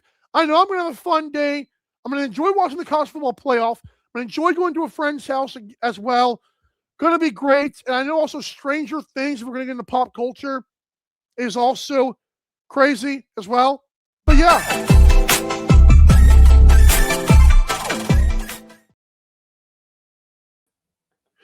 Hello, ladies and gentlemen. My name is Michael Karvelis, and you are watching Daily Dive. Welcome back to the only live Monday through Friday lacrosse talk show on the planet. I did that backwards, but we're going to be okay. It is Friday, January 2nd, 2026, and this show begins now. On today's awesome show, we're going to first talk to Pat Gregoire as he gives us his thoughts on some games this weekend in terms of betting. He'll talk Halifax, Saskatchewan, Las Vegas, Buffalo, and Calgary, San Diego. Then we'll bring in Captain. He will help us talk about Ottawa, Oshawa, and Rochester, Colorado, including where his safe ladder for step 2 is going this weekend. And finally, we'll get to the crew's pick'em and best bets. It's our predictions for the National Lacrosse League in week number 6. Without further ado, we're now going to bring in the man, the myth, the cool bets legend, Pat Gregoire. How are you and the Polar Bears feeling, Mr. Prophet? Polar Bears are doing okay. It was a pretty good day for the sports book yesterday with all the upsets or the underdogs covering and some winning outright for college football yesterday. So Polar Bears, their pockets are a little bit more flush, but I'm here to help some cool bettors themselves win some NLL bets. I'll be honest, I like to think I'm a fairly humble man, but as of late, Mike, our picks have been pretty good. I want to give you credit. I got to give you a little bit of a Mario coin, and we also have to say you did snipe a few Polar Bears last weekend with 3 in 1 week. Very good. Your record now. Too bad my who you got record is not as good. So I'd love to hear what my best bets record is. 13-7 for the show. Love it. We appreciate you. Not bad. It's freaking great. And we're doing bets that are minus 190 or better. You're doing really well. I'll take it. If you do, let's say we put I know people do units a lot, but I feel like if you put $10 on each one of those individually, you're probably profiting right now. So it's not bad. Absolutely. And everyone's unit size is different anyways. Right. That's what I'm kidding. That's not what I was going for there. Here we go. We're already off the rails. It's Friday, baby. All right. So, by the way, I was so mad at Georgia Bulldogs, but that's a story for another day. All right, let's get into our first game for you. Halifax at Saskatchewan. This one I don't believe is on your best bets. And I don't know if player props are going to come in from Polar Bears yet. We'll hope that we can get those soon here. But Saskatchewan won last week. The reason why this did not make my list, and I was so close to pulling the trigger on the rush, but I'm like, best bets, I don't know if I really can do that. Even though Gamble Guy went on that, I'm not going to say which one he did yet. But my thing is with this game, if I'm going to say rush win, last week it feels like the Birds kind of controlled that game and the pace, but they didn't win. It was weird. So what are we going to do this week in Saskatchewan? So this one actually does show up on my betting card, and I'm not going with the money line here because I do believe that this game is too close. These two teams always seem to play great games, not always close games, Recently, but the last two games, especially the last two games in Saskatchewan have been by one goal or have been decided by one goal. Last year, the semifinal game, that insane finish, it was a 10-9 win for Saskatchewan. And then if you even go back to earlier in that season, back on December 14th, it was a 9-8 victory for the Rush with that huge, massive comeback in the fourth quarter. Right. The natural hat trick from Zach Mann. So for me, Saskatchewan, I know they've got the better of Halifax as of late, but it was actually the Rush who kind of struggled with Halifax over the last four. I think it was four straight losses before they've won their last three. But Halifax has played pretty well in Sasktel. They're 2-1 in the regular season on the Prairies. And to be quite honest, Halifax has played some close games so far this year. Their last two games have been decided by a goal. And when they are listed as an underdog at Coolbet, they are currently 1-0 against the spread and 1-0 straight up. But with that being said, I'm not taking them to win here. The discipline, the reverse transition still is something that I'm concerned with, but I just believe that this one's going to come down to a last possession. So I'll take Halifax to cover the 1.5. All we need them to lose by a goal, even if they win it, great. It's a bonus for us, but I think this game's too close to call, so I just went with the underdog here. I did say you're wrong. You did have this in your best bets, so I apologize for that. So I picked this game. I said Rush 11-9, but here's the thing. Also, another thing that turned me away. You said Halifax played well in those losses, and you're right. Like they just. The game to get to the finals and then the game they played last week, T-Birds, I feel like won both those games in my brain, but on paper they didn't. And that's what's like, I can't explain it. And the teams are so close, but I felt like Halifax was better in both those last two games. So we'll have to see.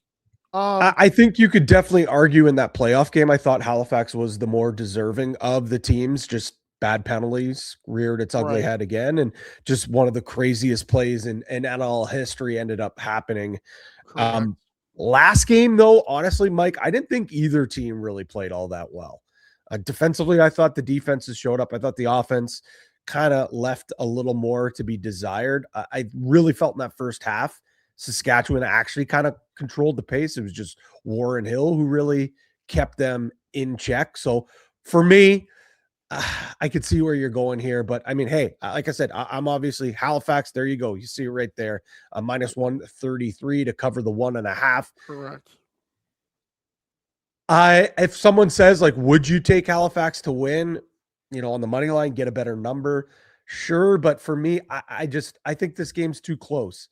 So a lot of times, like we see in the NFL, if the game's within a field goal and it's real tight, sometimes you're just like, all right, I'm going to go with the underdog here. And that's kind of my line of thinking for a matchup that I really do feel like is going to come back to that final possession.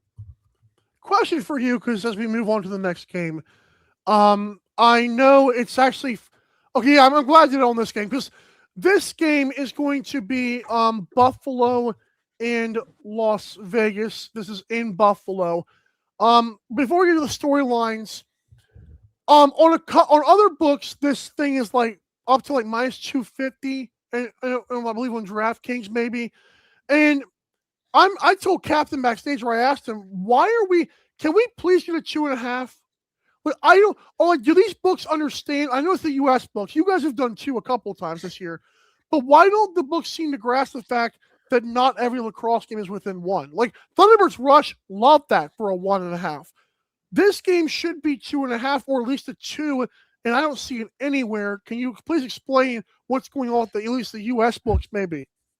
I think it's just a lack of knowledge of the game. I know they have the data to back it up, but if you do look at recent trends, When you look at the Desert Dogs against the Bandits, I mean, sure, it's a perennial power against a team that has been down at the basement. Rosters have changed. So kind of leads me to believe, like, I'll be honest, Mike, I actually think that the 1.5 is probably the right play here. Oh. And it's, I know, I'm sorry to say it, man, but you are right. Like, a game like Rochester, Colorado, actually at Coolbet, it was a 2-point spread. Obviously, maybe with the Jack Hanna news, some other folks have decided to jump on the train of Colorado, and the line is now shifted back to that 1.5. But you are right. I do think it's a little bit of a lack of knowledge for some of these other books, and just the fact to protect themselves, not overexpose them for that, to give a better number, because that's all obviously what you're trying to get. Is you're trying to get that juicier number. You're trying to get that better number if for them to cover the 2 rather than 1.5, or the 2.5 rather than the 1.5. So I see what you're coming from, but I think this game is a game where I think it's going to be closer than a lot of folks do have it, because let me go through a few reasons. One, it's Tucker Out Lymphoma night. Special night, no doubt, for the Buffalo Bandits. I believe, someone fact check me in the comments, I think they're undefeated on Tucker Out Lymphoma night, maybe 1 loss. Buffalo? Buffalo, I think they are. They maybe have lost 1 game at home. Not real too quick, sure. Who was the other team? Because it was Albany, Albany, Buffalo, and Vegas. But who was that fourth? It was a Georgia game, right? It was a Georgia game. I'll check this. Go ahead and tell me your stuff. But at home, Buffalo at home for Tucker Out Lymphoma nights, even dating past the Cup, I believe they're undefeated, or maybe have 1 loss. So that kind of goes against my argument here. But it's obviously Sean Williams, a special night for him and his family. I don't know which family is going to be in the building, because just down the highway, Oshawa will be playing as well. So we know Dyson won't be in the building, but going to be a special night. So team's going to be fired up there. It's also the return of Chris Kluche and Chase Fraser. Those guys are going to be absolutely fired up. I know the gentleman on In Lacrosse We Trust had a great interview with Chris Kluche.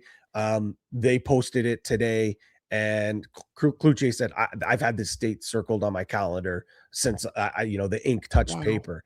Those guys are going to be fired up, but the team's going to be fired up to play for their coach in a very special moment. And of course, obviously, their 2 new teammates as well. I think the team's going to rally around that. I also think the team has just been playing a lot better over the last 2 games. The offense looks like they're in sync. The defense is starting to play a little better, and Landon Kells is playing a lot better. Now, does the glass slipper fall off Landon Kells? Do we see a good 3rd game in a row? I don't know. That is the issue. For me, I think that with all those factors, it was a stay away for me. I was thinking about it, but I did stay away. And obviously, minus 204 is too juicy for me to lay the money line bet with the Bandits. 22.5, though, Mike, was very, very intriguing for me with the way that these 2 offenses have been clicking as of late. But I was a bit of a chicken, and I stayed away. So if I had to give a lean, though, in this game, Mike, I'd be leaning over 22.5. Just how good Buffalo looked defensively against Calgary last game kind of scared me off the scent a little bit here. And if we get a freakish game from Landon Kells, where he's standing on his head, and you have totally nailed Landon Kells, by the way.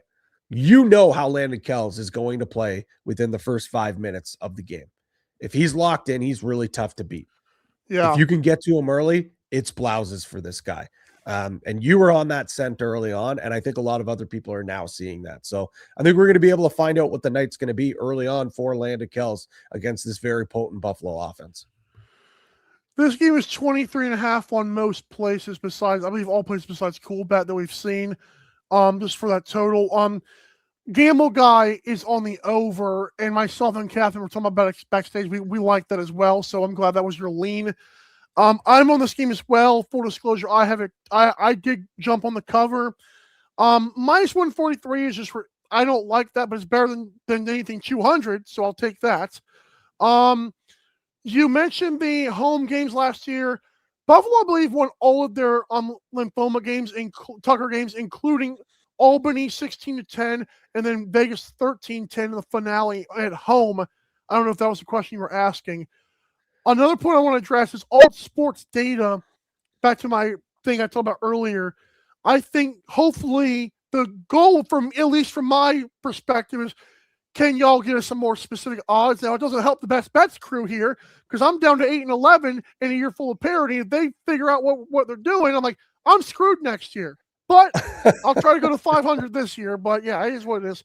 So try to swallow all that if you can. I do like the over though. I'm glad that was your lean because, like you said, if Fraser and Clucci are like, if the team's rallying around them, and you are right, like forget Landon Kells, and I that's a big part to forget. But can you I've never seen the Vegas team in their 4 years or 3 years of existence look competitive at all. Like they've been awful. I told people yesterday that Calgary might be the best worst team ever because when Vegas was awful, they were god awful. So that they're even competitive has been refreshing. So if you add the fact Landon Kells is the cherry on top, absolutely Vegas should give them a game, and that would make my cover feel a little bit scary here. But I think early in the season, I'll take Buffalo to flex a little bit more. Yeah, this one was so close to being on my card. The fact that you're liking it, captain's liking it, it's on Gamble Guy's card. I'm real close to saying add it to my card. But I think I'll stay away. I'll stay cool. I'll bet responsibly. It will very be good. If someone else wants to bet it, I will say go ahead and bet it, but it's not going to appear on my card. I'll be honest, folks. This board this week, didn't love it. Did not love it. There's there you go. I love it. It's a bit tough. It's a bit tough this week, but I do like the Halifax number. I do like the next bet that we're going to talk about. And then there's another one that was a hum and a ha. Basically, I chose between my last bet and then the over for the game that we just spoke about with Buffalo and Las Vegas. Well, I love that because obviously, it's funny because Gamble Guy is also on Thunderbirds money line, and I forgot to tell you. So it feels like you guys, unless the Rush win, I did not put the Rush on. I'm rooting for the Birds at this point because they're not on my card. Let's do Calgary and San Diego. I am fading you on one of these picks, I'm sorry to say. But just to set the tone here, I told people on yesterday's show, creating the narrative, that San Diego's had a long layoff. It's like they feel like they're the better team. I'm going to be honest, and I picked them. And for the sake of falling behind in Preston's picks, I said Red is back. I feel like there is value in playing a bunch of games early. So I'm going to go with the Roughnecks to pull the upset here. But I'm not rooting for that, for the record. Because I know you're on something else. And then we'll get to the total. Yeah, this is a very intriguing game for me. I have a couple of best bets for this one. So the Seals so far this year, they come out and they blow the doors off of Ottawa to start the game. But that second half, I mean, man, they almost lost that game. Like there is a chance that you're looking at the San Diego Seals sitting at an 0-2 record. But that game against Rochester at home, a very, very lackluster, embarrassing performance, to be quite honest. And both teams are coming off embarrassing losses. Calgary head coach Josh Sanderson ripped into his team, ripped shreds into the team, calling out the entire team. So I think both teams are going to be fired up and looking to bounce back big time. You mentioned the long layover for San Diego. I think that actually does them well.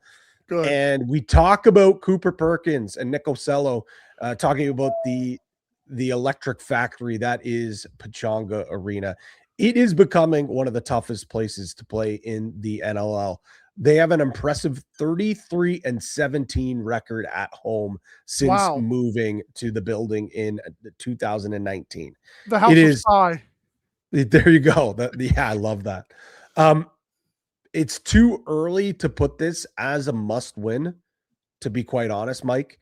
But this is a huge spot for San Diego. This is a prove it spot for San Diego. Correct. A bounce back win after a long layover to come in to their own house and prove that they are a playoff team. I don't think they can afford to lose this game. That's why I'm on them to not cover, just win outright. -145 at Coolbet. I think it is a absolute must win for this team. I know I said it's too early to say it, but it is as must win as a must win could possibly be without saying must win. That's not where my bets end, though, Mike. I it. like this. I like this game as well. Seals 2-0 to the over to start the year. Correct. And in their first game, they hit the over 23.5 in their game. Calgary's first game, it sailed over the total and sailed over this number. But since then, Mike, it's been 2-0 to the under in their last two games. And I think it's because the offense, Aiden Walsh has played pretty well. The offense has started to kind of cool off. But I really think that this offense is going to come out flying because Sanderson did, go out in the media and call them out.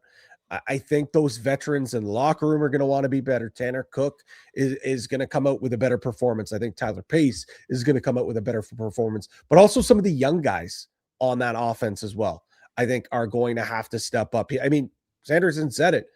If they don't start playing better, these guys aren't going to get a second look inside the Saddle Dome. It doesn't matter what they felt about that home opener. So, when you look at also the fact that this offense has cooled off a little bit, but look at the defenses that they played through the first three games: Saskatchewan, Buffalo, and Toronto.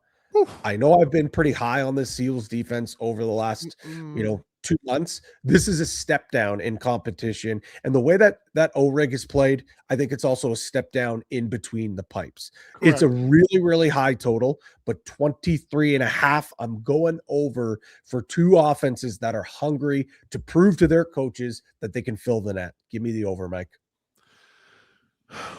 I'm on the under. That's the one. A lot of people the under. I get it. You know why? Okay. You know why though, right? It's not just the fact that this game, it's that it's the highest of the week.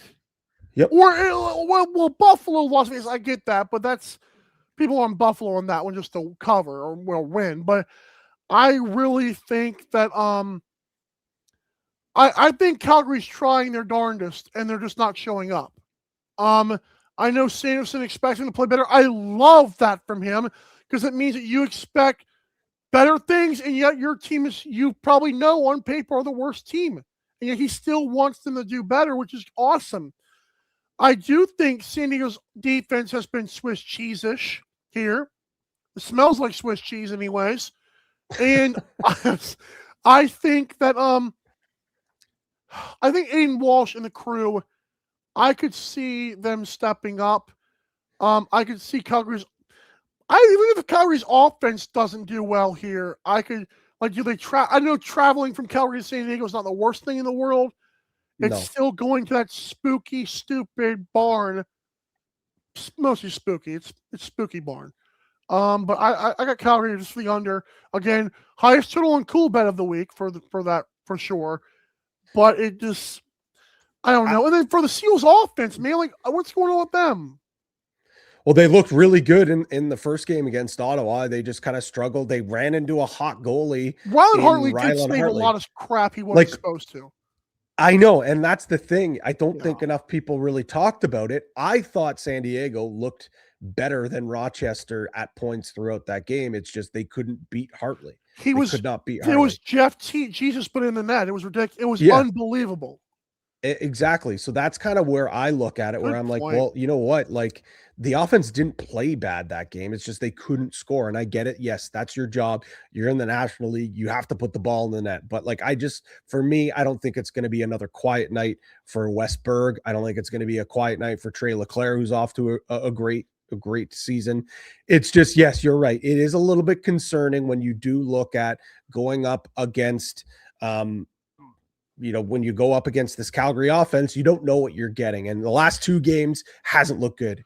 I think we see more of that offense from game number one. So, Tyler Pace, Tanner Cook, they're going to have to carry the load, but some of those young guys are going to have to step up as well.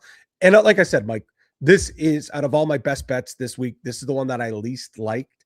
And now that we're talking about it more, I wish I would have, maybe I wish I should have went with the Buffalo over instead of this over, but hey, you got to stick with your gut. I'm not changing the pick. I'll roll with this one, and we'll have to wait and see how it plays out Saturday night. I'm so glad you said that, because I'm going to stick to my gut too, and one of us is going to get punched sideways, and it's fine. But I have learned, there's been so many times this year, and I was telling Captain backstage when he's about to come on next, I was like, Captain, I'm not getting swayed again. I'm not. I Yep. I can't. Yep. When you have an 8-11 record, I know you're 13-7. You got the hot hand.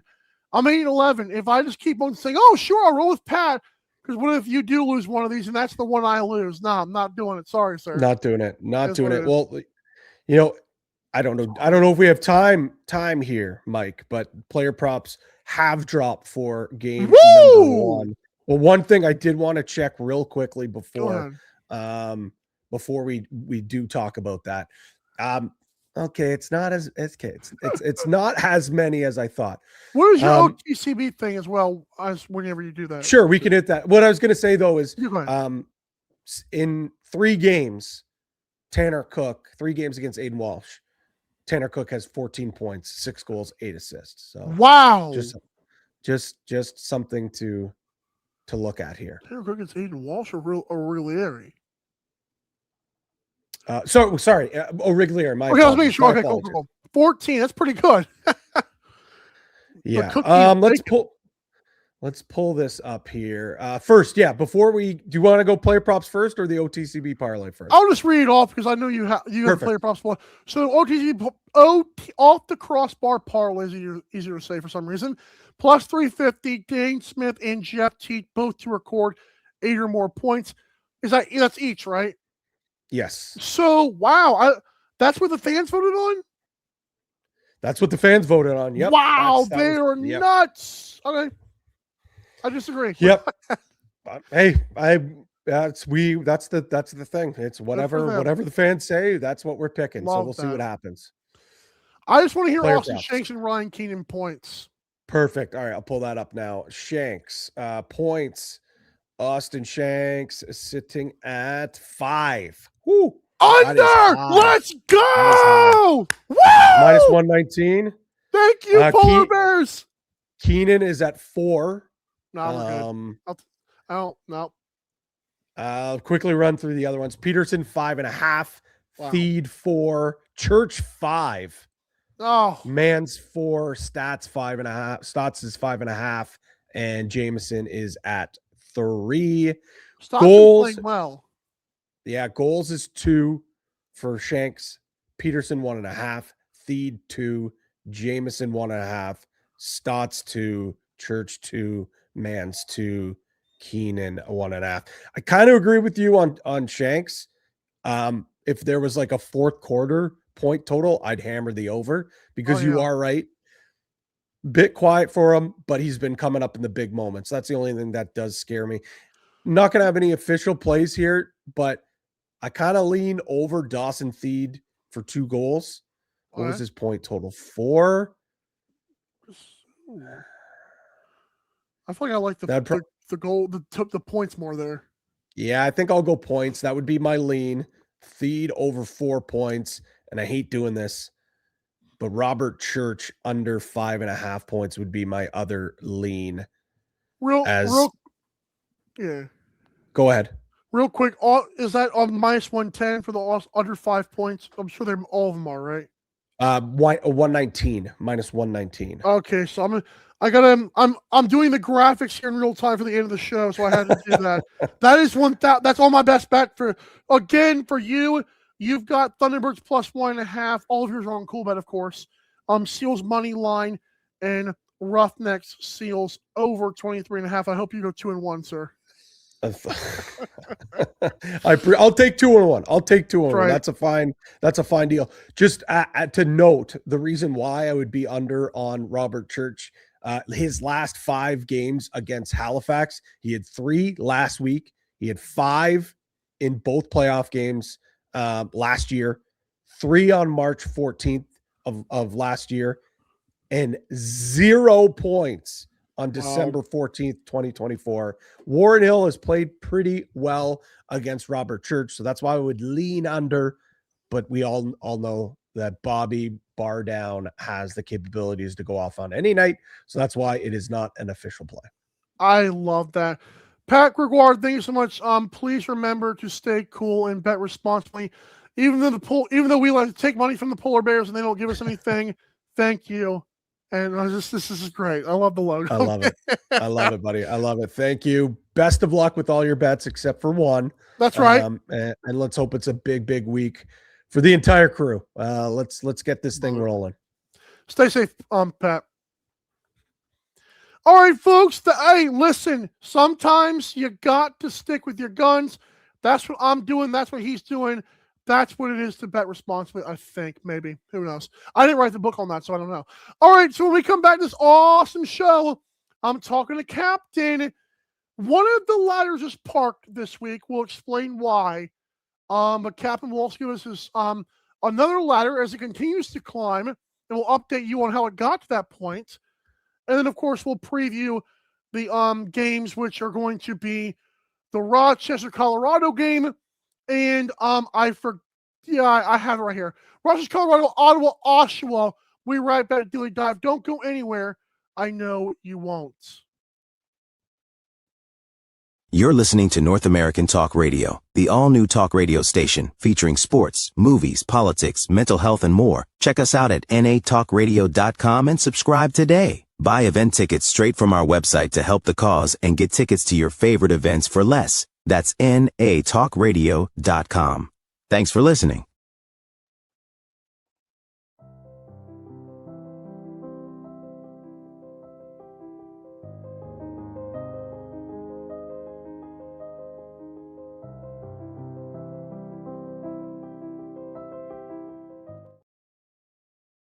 BetUS and North American Talk Radio have partnered to bring you the preferred betting platform in the United States, and you will get a deposit bonus of up to 150% if you use promo code 120Z. Take it from me, I'm a cowboy and a gambler.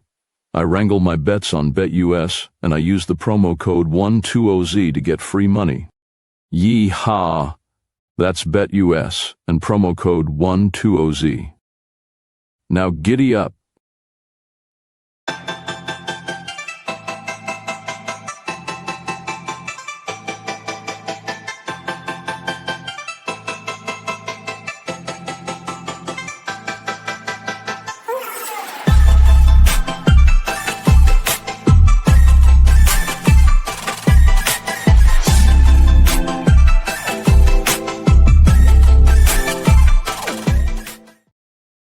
Welcome back to Daily Dive here on this January 2nd, 2026.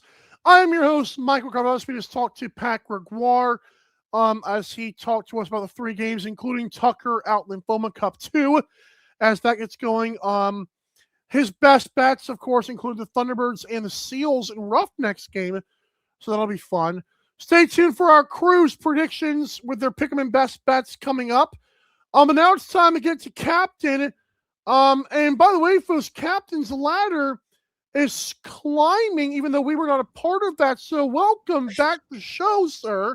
You've hit 3 ladders. You helped us climb. But why don't you tell the people before we, like how did step 1 happen with the safe ladder?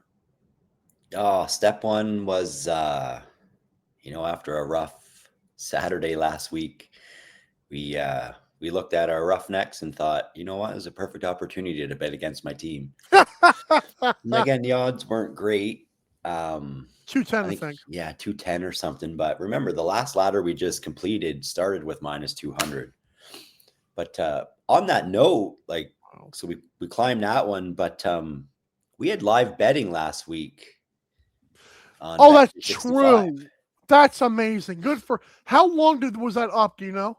I'm pretty sure that was up all game. Full disclosure, I ended up, I think I passed out by about the second quarter there. I was a little rough last weekend, but yeah, I was watching it.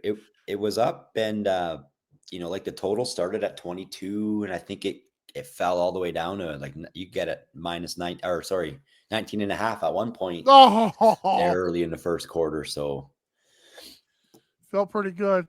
So what was the bet? Was it we took the Bandits money line last week. That's right, 210. That's right. Just a nice, easy, stress-free, beat my team, win-win for me.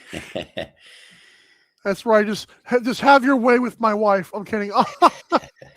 I'm sorry, sir. So we appreciate you though for helping us to climb once again, as you always do. You are always holding our hands up the ladder, and we appreciate your faithfulness in that. We are going to talk about 2 games here. And the first one I want to get to is not on your ladder. A reminder, the ladder is presented by the amazing people at Elevated Truck and Crane. We appreciate them for all they do, helping us raise up the ladder. That was an old fire truck I used to have, that toy. 1-647-218-2648. They'll help you get up when you're feeling down. Let's talk about now Ottawa Black Bears, Oshawa Firewolves. Captain, this is not in my best bets for a reason. Yes. But I'm going to be the only moron picking the Firewolves, and I know I should pick the Black Bears when I pick them. I know it. I'm not going to, because I trust this freaking stupid defense. If their offense can give them a pulse, they beat the Black Bears. But what do I know? Yeah, last week I actually called it for Ottawa. I said, like, they need to put up or shut up. This week it's Oshawa, really and truly. Yep. Now, from a money betting point of view, do I want to bet Oshawa like I did Ottawa last week?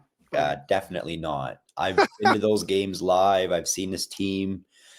And there's a big part of me that wants Oshawa to get a win at home. I want to see them do good. They've just relocated. There's a big energy there in Oshawa every game.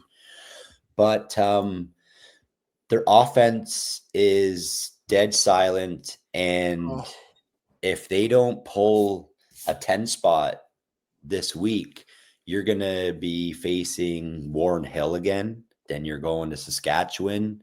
Correct. And then they have Dylan Ward in Colorado their next 3 games for Oshawa. So I think this is a real big statement game. Oshawa needs to put up a 10 spot for sure, get that offense clicking. We already know what their defense is capable of.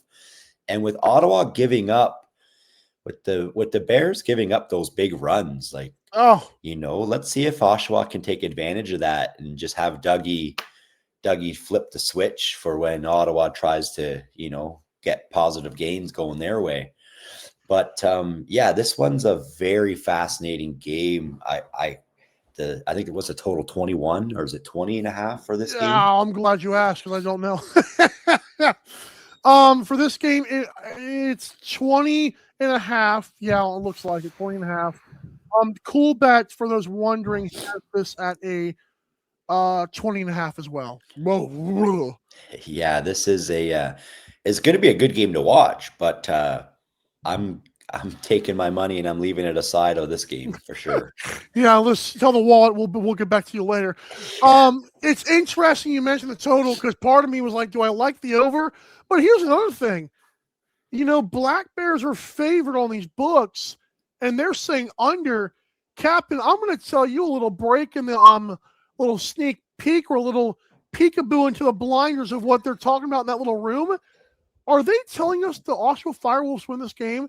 Because in what scenario in a burning hell the Black Bears win this game low scoring? Like, they're going to put up a bunch of points, right? So are they telling us Black Bears win a 9-7 game? Because I'm calling BS immediately. Firewolves money line might just be the play here, pal. I'm sorry. Yeah, Isn't that weird? Talk about not being swayed. I don't know, man. I don't mind the +1.5, but our boots we're going to announce that soon about what's going on. Don't tell them yet. Hey, boots might be on the ground this tomorrow. Capitan's been under the weather the last couple of days, if you can't tell him. But I couldn't tell at all. I did submit the email, so we'll see how I'm feeling tomorrow night. You might. Oh wow! I didn't even know. But regardless, back to this one. I see like 9-7, buddy. I could see a score being that low. Like Dougie is performing lights out right now, and at home, But yeah, this one I've stayed away from it. Other than like my heart wants to see Oshawa get a win at home and keep the energy going, and that's where I stand there. I'm not going to put the money on it, but man, it feels like just. I feel like, and you're right, if they score 10, is that enough anyways? I would hope so with their defense. I know Pat Gregoire has been the one who has talked about the 6 goal runs Black Bears giving up. all their games, and that includes a 7 spot last week. And my point is, if Oshawa can grab 3 or 4 of those, I could see them hanging on to their dear lives for a 1-goal game in a 9-8 victory here. I'm hoping it happens. Chances are it won't because I picked the Firewolves, but dang it, we're going to keep on dying. Yeah, I'm going to keep jumping over the bridge. I think I picked 11-7 for Ottawa on this game. But would I bet the under? No, not the way Ottawa is going on their runs, because one late game run and we're ZJs all week. I can't, man. Yeah, you did say 11-7 Black Bears when you handicapped it with me. For the record, I said 10-8 Firewolves, so I think they reached 10, but I'm not confident at all. So hopefully Kenneth LaRosa will be there if you cannot be there, the guy who created the Facebook group. So I think they're changing the name of that group, by the way. They had a little poll I voted on there. It's doing good. They got a lot of good things going on there. The fans have rallied around making a group name for themselves because they're looking forward to packing up and getting on the road and supporting their team. Like I say, my heart is just begging for Oshawa to pull a win here because the fans need it. But then on the contrary, Ottawa is also a team that, their fans need it. And I think we've seen, is Ottawa not sending a fan bus down? No, Ottawa to Oshawa. I think that's happening. And can I say the joke, or do you want to say the joke that we talked about with the bus? No, what was it? I'll say the joke if you don't want to say it. Oh yes, yeah. I said Ottawa ain't filling their own barn, so they might as well fill others. Yeah, that's right. I said that. Oh man, that's but brutal. It's still, at the end of the day, hats off for the teams that whether it's the teams or the fans that are putting the initiative together to get buses and travel like this. National Lacrosse League is so exciting, and it. Agreed. These actions show it. Yeah, agreed. One more thing I'll say about this game. If there is another thing that's just stabbing me in the heart or in the stomach right now, it's you can't take Oshawa. It's the fact that Teat Hellier connection has been just gorgeous. On fire, yes. Their automatic connection for those guys has been a brilliant get by Dan McCray. I'm scared to death of the Black Bears. Yes. But I'm betting this. I swear to Captain, no, if the you're Firewolves not. lose this game and they go like the 7 spot again, I'm done with them for the rest of the year. I'm just done. I'm done. Will you finally drop them in your power rankings, or? You settle down. You ain't. Where's your power ranking? Shame on you. Let's get on to the next game here. That's right. You're getting too comfortable in this airwaves now. All right, let's do the next game. It is the one that you were on, Rochester, Colorado. Remember, Jack Hanna is joining the crew, I believe, this weekend. Andrew Q, God forbid if he comes back, we'll have to see. Another thing about this game is, you mentioned it, is this Zed's first time back in Colorado? I'm going to check that while you do that here. And Pat Gregoire dropped a comment. Ottawa's games have only hit 20.5 and 204. Wow. Don't care. I feel like Oshawa games have been under even more than that. Right. Good points to make, though. But yeah, this Rochester, Colorado. Yeah, I think that's something to check if Zed Williams is his first game back.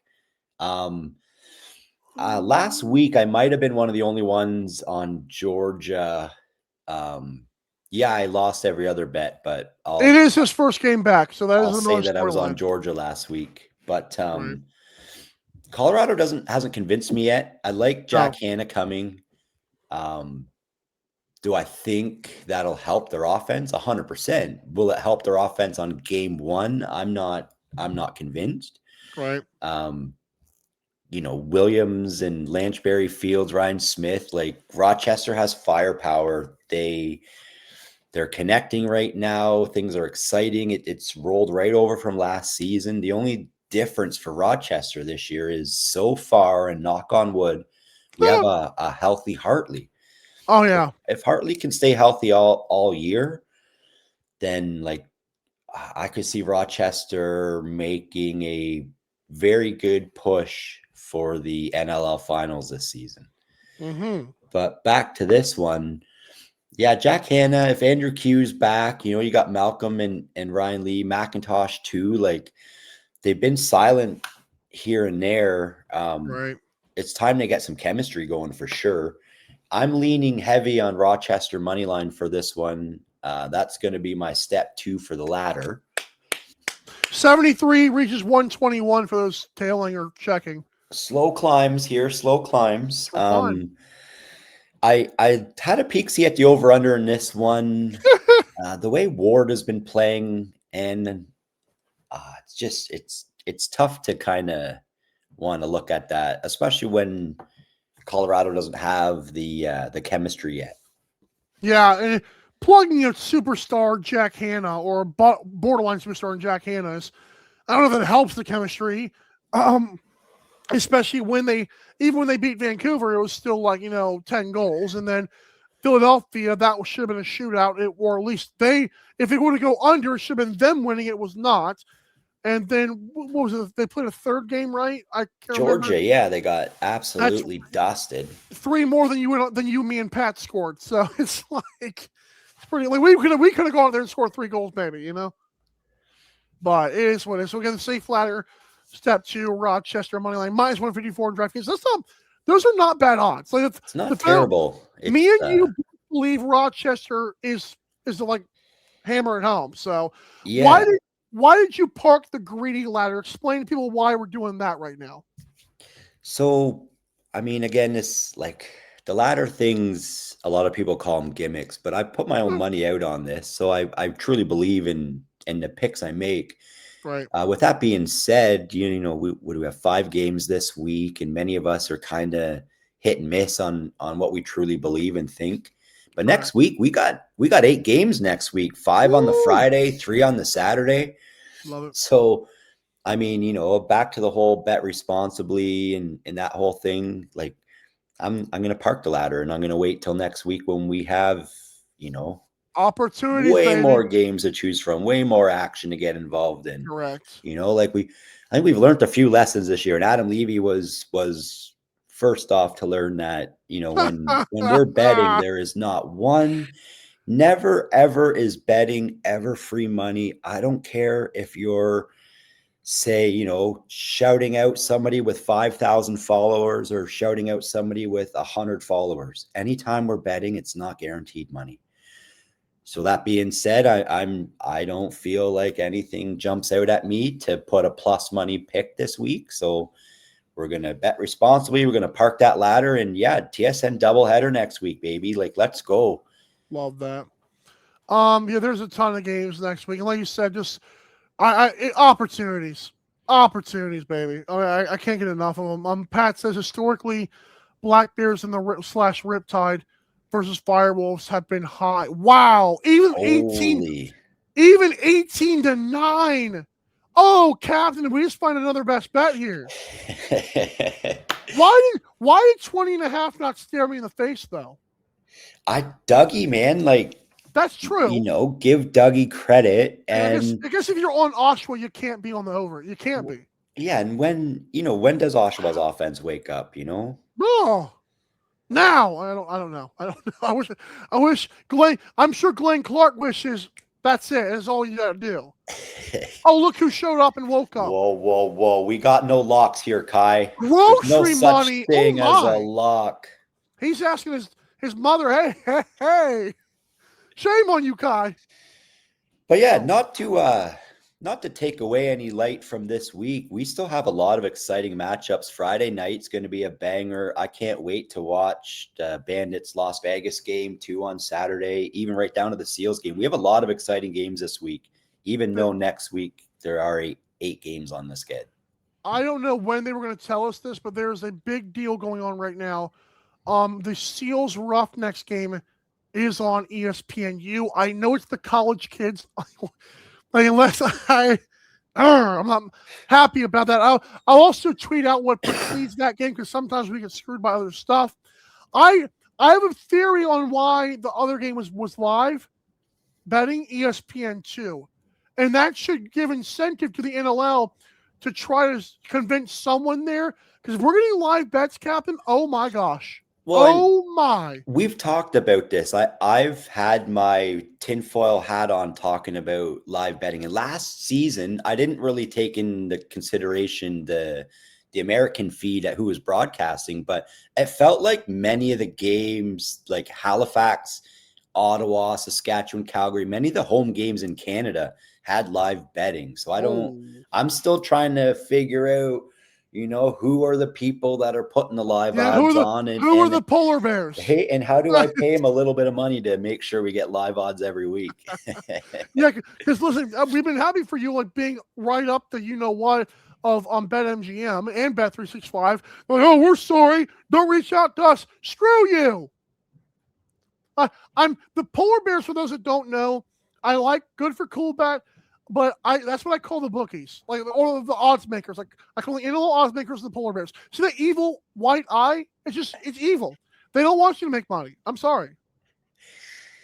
On that note, they don't want us to make money, but they're the only book this week that has 23.5 in that Calgary San Diego game. And you can't get it. You can't get it. This is it, man. Like my heart says under 23.5, but I can't find that line. And my wallet says, no, you're not betting under 22.5. You talking about Buffalo game or which one? San Diego, Calgary. Yeah. San Diego, Calgary. I was loving that under, but I can't find it in any of my books. So Pat Gregoire, he's the reason I like the under. Okay. Yeah. Props to Cool Bet for having that 23.5 half line up there. Hey, so you see like the polar bear's got a bunch of colors on it. I really hate to take shots at them right now, but I have to. What color do they add when Ontario's added to the list? I'm going to say for how much I like this province, it'll probably be brown. The color of the streets. Oh my gosh. Yeah. That's terrible. Thank you again for your safe ladder step 2. Please climb safe, sir. Yeah. Tell the good people Elevated Truck and Crane, we really do appreciate the work they do. Tell them to stay safe as well. Have a good day, and you're at Monster Trucks this weekend. Have fun, eh? Yeah, the more I've thought about that, saying that publicly, I'm like, I'm basically going to be on. I don't think there's a way I can just do that like on while I'm there. Like, oh, hold on, guys, because I'll be trying to take pictures and videos. On Sunday, your boy will be hella replaying the stuff on ESPN Plus. I'll just say that. Nice. Well, we'll see. Thanks, dude. Have a good day. Captain, everybody. That dude's awesome. He helps us out so much on the show, behind the scenes, and with the ladders. He's already hit a safe ladder so far.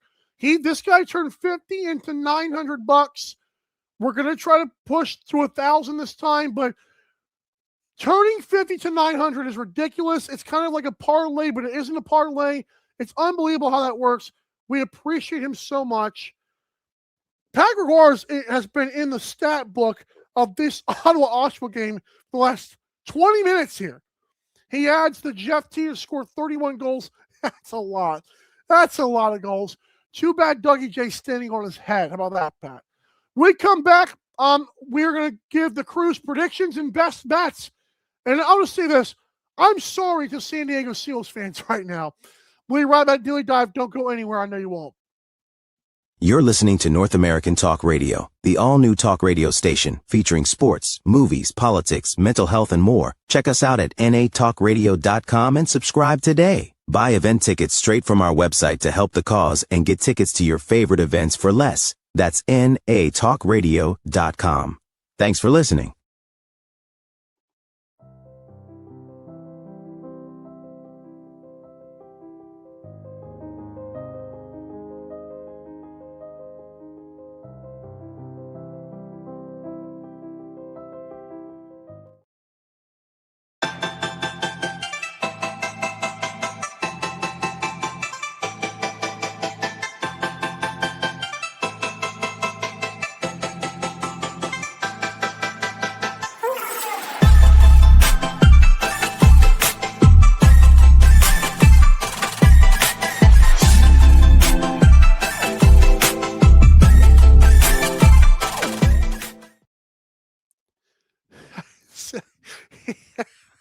I feel like Pat is the odds maker at this point. Unbelievable.